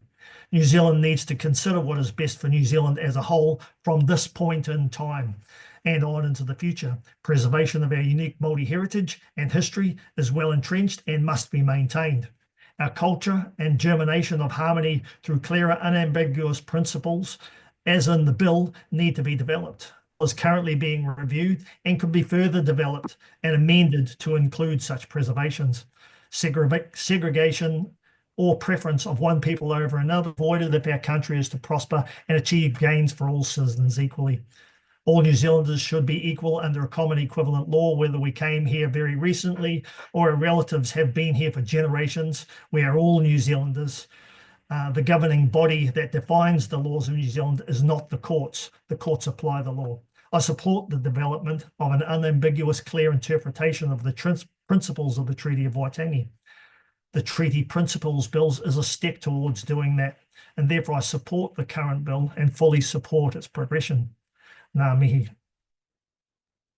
Thank you for that, Darren. We've got a minute left if anyone has a question. No, look, Darren, thanks. You're not our first submitter today, so you'll appreciate we've asked a few questions already. But kia ora, thanks for taking the time to make that submission. Have a great day. Members, the next submitter is the PSA Te Whata Ora. We have them for 10 minutes and they've indicated they'll be speaking te reo, so you might want to switch translation on. Kia ora, I can see you there, Virgil, and we've got Diana online. We've got you for 10 minutes, and so very happy to hand straight over to you. Kia ora, just waiting for my two other colleagues. Yep, we've got Diana there. Yeah, I'm here. And there should be Grace. Okay, well, look, I'm going to hand over to you. We've got 10 minutes, so it'd be great if you kick off. Kia ora whānau. Look, it's Alan Franks here. I'm going to start with the karakia to demonstrate our relationship with our organisation there that supports Te Tiriti o Waitangi. So let's just be really brief about it. I know that we've got a really short time. So here's our karakia. He hōnora he korore ki te atua, he maunga rongo te whenua, he whakaaro pai ki ngā tangata katoa āmini. The karakia gives grace to creation, and let's have some good effects in our surrounds for today, and let's be positive with one another. So that's me. So we'll just hand over to our next speaker. Kia ora, Alan. Firstly, thank you for the opening. Kia ora to the Select Committee. My name is Virgil Iraia. I'm the president of the PSA Te Pukenga Here Te Kangamahi. The PSA has been around for 100 years, and I'm here part of the delegation to make this oral submission. So the PSA has 5 sectors. Within the Te Whatu Ora health sector, we represent 24,000 kaimahi. workers. So they work across the multiple roles, including allied health, public health, mental health, and administration. The PSA Te Pukenga Here Tikanga Mahi is committed to Te Tiriti as an organisation. One of our strategic goals is that public and community services honour Te Tiriti. And within Te Whatu Ora, healthcare workers have been using our voices to ensure the new organisation honours Te Tiriti. Diana? Kia ora, thank you, Virgil, and kia ora, members of the Select Committee. I'm Diana Mensah. I'm an occupational therapist. I'm the co-convener of PSA's Te Whatu Ora Health Sector Committee and Vice President of the PSA. As a healthcare worker, I know that Maori face poor health outcomes in this country, and I want my work to help change that. I visit people in their homes to see what they need to stay safe and to maintain their independence in their own environments. I provide things like a ramp, handrails, or equipment. Like other health workers, I hoped that the creation of Te Whatu Ora would mean I was working for an organisation that supported health workers in addressing Maori health inequities by committing to Te Tiriti o Waitangi. I still hope that. We're still working for that. But the disestablishment of Te Akawhai Ora and the current cuts are making things worse. This bill would be a step backwards for health inequity and all the workers who are trying to change the status quo. Inventing new treaty principles that have nothing to do with the text would undermine the legislation that enables workers like me to honour Te Tiriti by fighting for health equity. In health, we know that treating everyone the same creates inequity. I know that when I enter someone's home and work with them and their whānau, I may end up with an entirely different solution based on their needs than I would with someone else with exactly the same condition who may live just next door. As health workers, we need to meet the needs of the whole person we work with. We need the resources to do our work well, to reduce the disparities in health outcomes. We do not need the government intervening with our work for health inequity by trying to change the treaty principles. Alan. Oh, kia ora, Diana. Thank you very much. I'm sorry my camera's not sort of working very well, but you can still hear my voice. My name's Alan Franks, ko taku ingoa he uru anō no Te Rarawa, so I'm from Te Rarawa. I'm the tuakana for Te Tira Hauora, which is representative of 1,200 kaimahi Māori in Te Whatu Ora Health New Zealand. Hey, perhaps we've got less than that now with the job cuts, but hey, we have a friendship, we have a relationship with Diana's group as well, the PSA Health Committee. Hey, yeah, no, our members are all vehemently opposed to Treaty of Waitangi Principles Bill, and we oppose it on 3 counts altogether. We feel that tene o rangatiratanga will be diminished, so that our Māori will not be able to advocate fully tikanga Māori that supports hauora Māori practices. We also kind of oppose it at number 2. Tene o rangatiratanga diminished will disrupt the working relationships to advocate and support the equity that's acknowledged through Te Tiriti o Waitangi, that's around the active partnership and protection. And the 3rd count is the tene o rangatiratanga will be diminished and jeopardise progress in the redress of the health inequities for Māori cited in the Simpson report. I think institutional racism is still current, it's still a continued issue, and I think just consider this as an example. Consider that your child has just returned home traumatised from a visit to the dentist. That's nothing unusual, but at this time our dentists have been contracted from overseas to a South Auckland clinic where the hearsay given to them when they're providing services, you don't need to give Māori children anaesthetics because they're tough. Hey, think about that. Think about that there with regard to what we still have to deal with in the service. Nō reira, tēnā koutou, kei roto tēnei wā. That's me. Kia ora, Alan. Just to follow on from that, we know the Select Committee is doing its best and taking the role seriously in terms of hearing oral submissions. So For health workers, it is important that you understand that the work has already gone into moving the healthcare system to where it is today and to move it forward into the future. Don't disrupt that work. Reject the bill. And just to finish off at this point, kia ora, Virgil. Here's our karakia to finish off our part of it. Whakawāte te noa i a mātou. Whakawāte te ota o te a mātou. Whakawāte te taurekereketangi i a mātou. Hei maranga ai ki runga. And that's to say to wipe away all the stuff that's kind of been negative around this bill. Wipe away the hearsay and the useless kind of chatter that has gone on with it, and wipe away the things there that's been perpetrated on us there with regard to kind of keeping us in a secondary place there. And it's so that we can all get on with things and rise above kind of the crap that we've had to deal with this bill so far. Kia ora whānau. Any questions? Kia ora, Alan. I know we've got one from Steve Abel, so we'll go to him first. Kia ora, thank you so much for your submission and for your work. Can you expand on the idea that treating people the same creates inequality? In the institutional racism that means we have health inequalities, we had a submitter earlier who said that the best predictor of health outcomes is ethnicity. So if you want to deal with the inequality that's systemic, you have to have targeted strategies that take account of those factors. Is that correct? Yes, that's correct. I think kind of when we look at equity there, we've got an example where two people commit the same crime and one of them happens to be a 10-year-old and the other one happens to be a 30-year-old.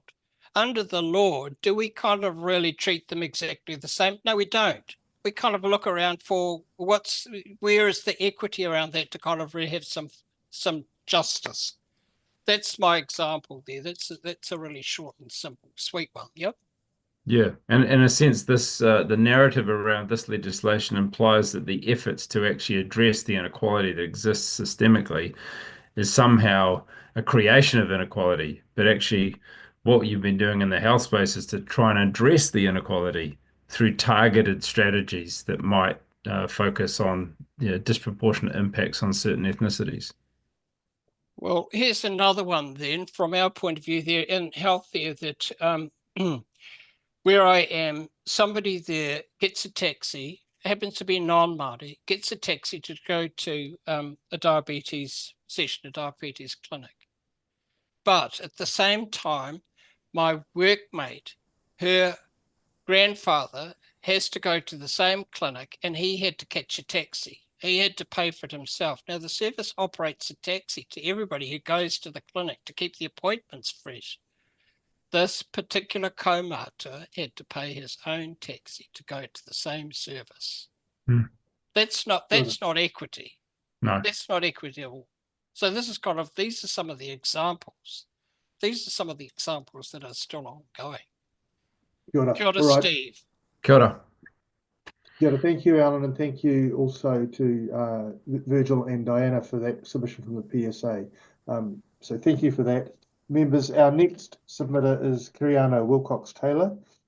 We have Kiriana for 5 minutes.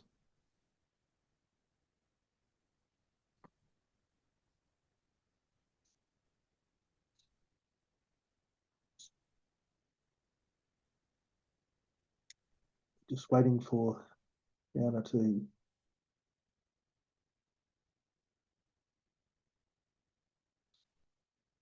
I see Kiriana's there now. If she can put her audio and camera on.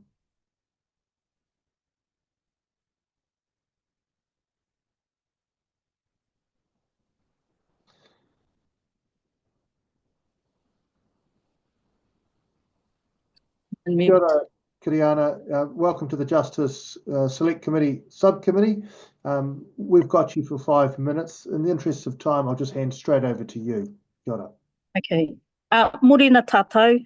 Ko Kiriana Wilcox-Taylor hau, he ori o ngā puhi, Ngāti Hine me Ngāti Pro. I'm speaking on behalf of my mother, Hine Tautopi Wilcox, my husband Josh, and my tamariki Pai and Douglas. I'm opposed to this bill, and I support the findings of the Waitangi Tribunal report, Ngā Matapono, as noted in my submission. I mihi to those that have submitted and presented to the Select Committee on this bill. I'm speaking to you today from Tūranganui-a-Kiwa and Gisborne, and incidentally, I've just stepped out of a taumata Arowai hui, where we're discussing the wastewater performance standards that have been developed or are in the process of being developed. I work for iwi, and so the treaty, Te Tiriti, and our settlement gives us the right to kōrero and work with the Crown agencies to help shape policy that impacts on our uri and our place. If we use the 3 Ps, the current well-known principles to assess this particular engagement, as an example, we look at partnership. And what's partnership about? It's about relationships. It's about working together. So I would pose this question. Have we drafted it alongside the Crown? Participation is about the engagement with decision-making. And I would pose this question. Is being invited to a hui to get feedback on an already drafted document, is that partnership? Is that participation? And then protection. So that's about actively promoting Māori interests. And I would be saying here, do these wastewater standards actually protect the interests of Māori or the people we're speaking on behalf of? The chiefs and tribes signed Te Tiriti o Waitangi, and that guarantees Māori tino rangatiratanga. The English equivalent being sovereignty. Our chiefs wouldn't have given away sovereignty, full stop. And this was backed up by Maui Solomon yesterday, who talked about it being just a fiction. Tākuta noted this morning about 72% of New Zealanders believing that the treaty should be honoured. I believe that this bill doesn't do that. So I'm opposed to this bill because if it's enacted, it will reduce the constitutional status of the treaty and Te Tiriti and remove its effect in law as currently recognised in treaty clauses and limit Māori rights and Crown obligations. It generates confusion and uncertainty. It's a momo time of our time and our taxpayers' money. You know, the focus on this bill derogates and takes precious time away from more pressing kaupapa like te taiao, like housing, education, and health. You know, essentially this bill is a rehash of Rodney Hyde's attempt 20 years ago. It was thrown out then, as it should be this time around. We didn't ask for the last set of principles, and we didn't ask for this set of principles. I was speaking with my workmate Marama Apelu this morning about how to include our rangatahi voices and aspirations in mahi that is missing those voices. The rangatahi she works with are onto it, funny and real. They're trying to live their best lives while facing challenges of everyday life, like getting a kai and having somewhere safe to live. This precludes them from participating in things that shape the places they live in, like voting or creation of a planning master plan, which is happening here in Tūranga at the moment. They need a chance to contribute a way that suits them, gives them the opportunity to have a toe in the door. I mean, this says a lot about Bub, Marama, and the work she does, but it also demonstrates the practical side of living and breathing the treaty. We don't need a set of treaty principles to do this because the treaty and its articles provide these protections. I live the treaty, Te Tiriti, in everyday life. I live rangatiratanga and mana motuhake every day.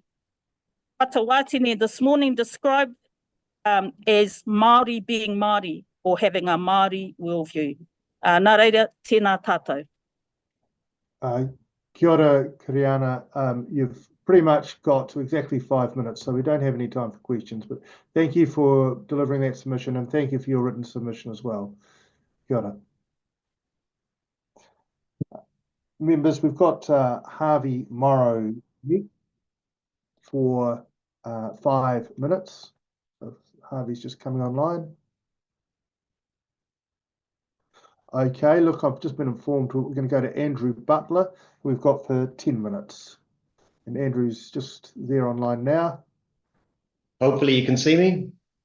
Not yet, Andrew. Here we go. Now you can see me. I can indeed. Kia ora, Andrew. Welcome to the subcommittee of the Justice Select Committee. We've got you for 10 minutes. I'll hand straight over to you. Kia ora. Kia ora tātou. Hello, everyone. And thank you so much for the opportunity to make an oral submission to you on this bill. Before I start, can I just check, Duncan and members, that you have a copy of my written submission? We do. That's great. Well, then what I'm going to do is just focus on particular parts of the submission, if that's all right. And I want to leave a little bit of time for questions if you've got any for me. So here we go. I'm opposed to the principles of the Treaty of Waitangi Bill on the grounds that, first of all, it does not accurately record what the principles of the Treaty of Waitangi are. Second, it's an attempted rewrite of those principles without saying that that's what it is. Third, the proposed principles stray so far from what can be reasonably considered to be a fair or adequate expression of the principles of the Treaty of Waitangi that the statement of principles in the bill is likely to cause confusion among officials, parliamentarians, judges, and members of the public in circumstances where even the bill says clarity, not confusion, is what is called for. Fourthly, the bill is inconsistent with human rights norms. And fifthly, if you just work your way through the bill just as a technical drafting exercise, the way in which the bill is constructed and its wording shows that its terms are contradictory. It actually, just within its own terms, doesn't make sense. Its terms and its structure are constitutionally and legislatively dubious. So, for example, making that real, what it does is it purports to say that previous parliaments that passed legislation with reference to the Treaty of Waitangi principles in them, and will have done so on an understanding of what those principles are that is quite different from the principles as expressed in this bill. The effect of that legislation will be reversed, not by direct consideration of those individual pieces of legislation, but rather by way of this bill, because this bill would override the understanding of what the principles of the Treaty of Waitangi are on a not only a going forward basis, but also on a looking back basis. And that is constitutionally and legislatively dubious. Many of the provisions of the bill are ambiguous and would require judicial interpretation, which is ironic, bearing in mind one of the purposes of the bill, so it says, is to reduce the room for judicial interpretation. And its purposes could be relatively easily circumvented by the use of alternative legislative phrases, such as, instead of saying, in accordance with the principles of the Treaty of Waitangi, a phrase such as the underlying values of the Treaty of Waitangi. And that would be a very easy way to get around the way in which the bill tries to set a core notion of what the principles of the Treaty of Waitangi are. So for all of those reasons, my recommendation is that the bill not proceed. But I've also submitted that the Select Committee should use this bill and the huge response that you have had to it to make a recommendation to the government that it consider the creation of a multi-year constitutional commission, assisted where appropriate through, for example, citizens' assemblies, to provide quality information about the background to the treaty, Te Tiriti, including the background at the time at which it was signed, background as to the subsequent multiple breaches of the treaty, background about the efforts that have been made to try and make up for those breaches, all of which needs to be properly understood so that people have a deep and proper understanding of what it is that the treaty means. And then with a view to producing a set of principles or mechanisms that derive from and give effect to the treaty that reflect a broad societal consensus and that will be constitutionally protected.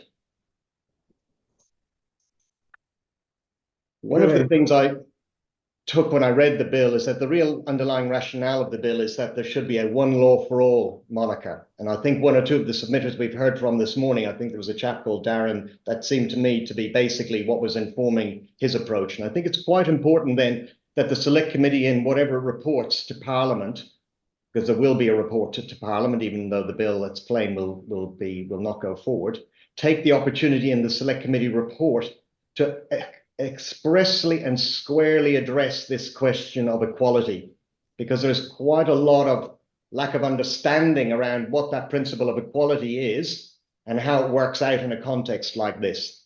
And in my written submission, I touch on that on page 4 of the submission, paragraph E, where I talk about principle 3. One of the things that's important to remember that the principle of equality before the law requires not only that like cases are treated alike, but that unlike cases are not treated alike. And I've made reference in my submission of paragraph footnote 3 to an article from Alison Quentin Baxter, who refers to the work of Dicey, the Victorian lawyer, constitutional lawyer who set the principles that the Pākehā system of law works with, and also a reference to a chap called Lord Wright. And the reason I'm making reference to these people is that these are old timers born and making statements of constitutional principle before there was any wokeness around in the world. So there's a lot of depth to be had in looking back and drawing on the principles and the knowledge and understanding of the past, so that any recommendation that this committee might make is not seen to be woke, but rather to be drawing on well-known principles of long-standing in the common law. And what was interesting is if you look at footnote 3, what's said by Alison Quentin Baxter is equality before the law does not mean that the same law applies to all. Rather, it means that all are equally subject to the law, though the law to which some are subject may be different from the law to which others are subject, as one commentator has put it, and that commentator was Lord Wright. The law that applies to each of us may sometimes vary depending on who we are, what we do, and where we reside. So we are suffering from an illusion if we think that we have always lived under a system in which the same law applies to everyone in all circumstances. It is more accurate to say that the same law applies or should apply to everyone whose material circumstances are the same. So I think I would recommend strongly to the committee that it take the opportunity of this bill to fairly and squarely address the concerns that are raised by people in relation to this one law for all, because those concerns need to be identified, taken seriously, and met. Kia ora, Andrew. Look, I'm going to suggest we go to questions now. Yep. Now, the discussion we've just had, or that you've just said, is largely around rule of law, but in your opening, you talked about it being in breach of human rights, and I know your expertise in this area, and I wonder if you'd just like to expand a little bit on that thread. Yes, so I'll talk about this relatively briefly at paragraph 7 of the submission. And it really draws on a submission that the committee will have received from the Human Rights Commission as well. So I did not wish to repeat that which the Human Rights Commission has put forward, but I agree with their analysis. Basically, what principle 2, sub-principle 2 of clause 6 would do is it would require there to be statutory interpretation on the basis that the rights of only one group of New Zealanders, Maori, should be disregarded, unless they are reflected in a Treaty Settlement Act. And in my submission, that would be contrary to the Convention on the Elimination of Racial Discrimination, 1965. And I substantiate that by reference to what the relevant Committee on Racial Discrimination found in respect of the Foreshore and Seabed Bill. Other questions, members? I'd happily keep going, but in the absence of another, Steve. No, you go, Duncan. You go, Duncan. Look, I'm interested. We had good discussion with Jeff Harm that you might have seen. It was a little bit truncated, but the suggestion around kind of Parliament being able to rearrange the foundation stones of the Constitution at its whim, it's a tricky question, but I'd be interested in any insights you might have on it. There's a couple of points to be made in respect of that.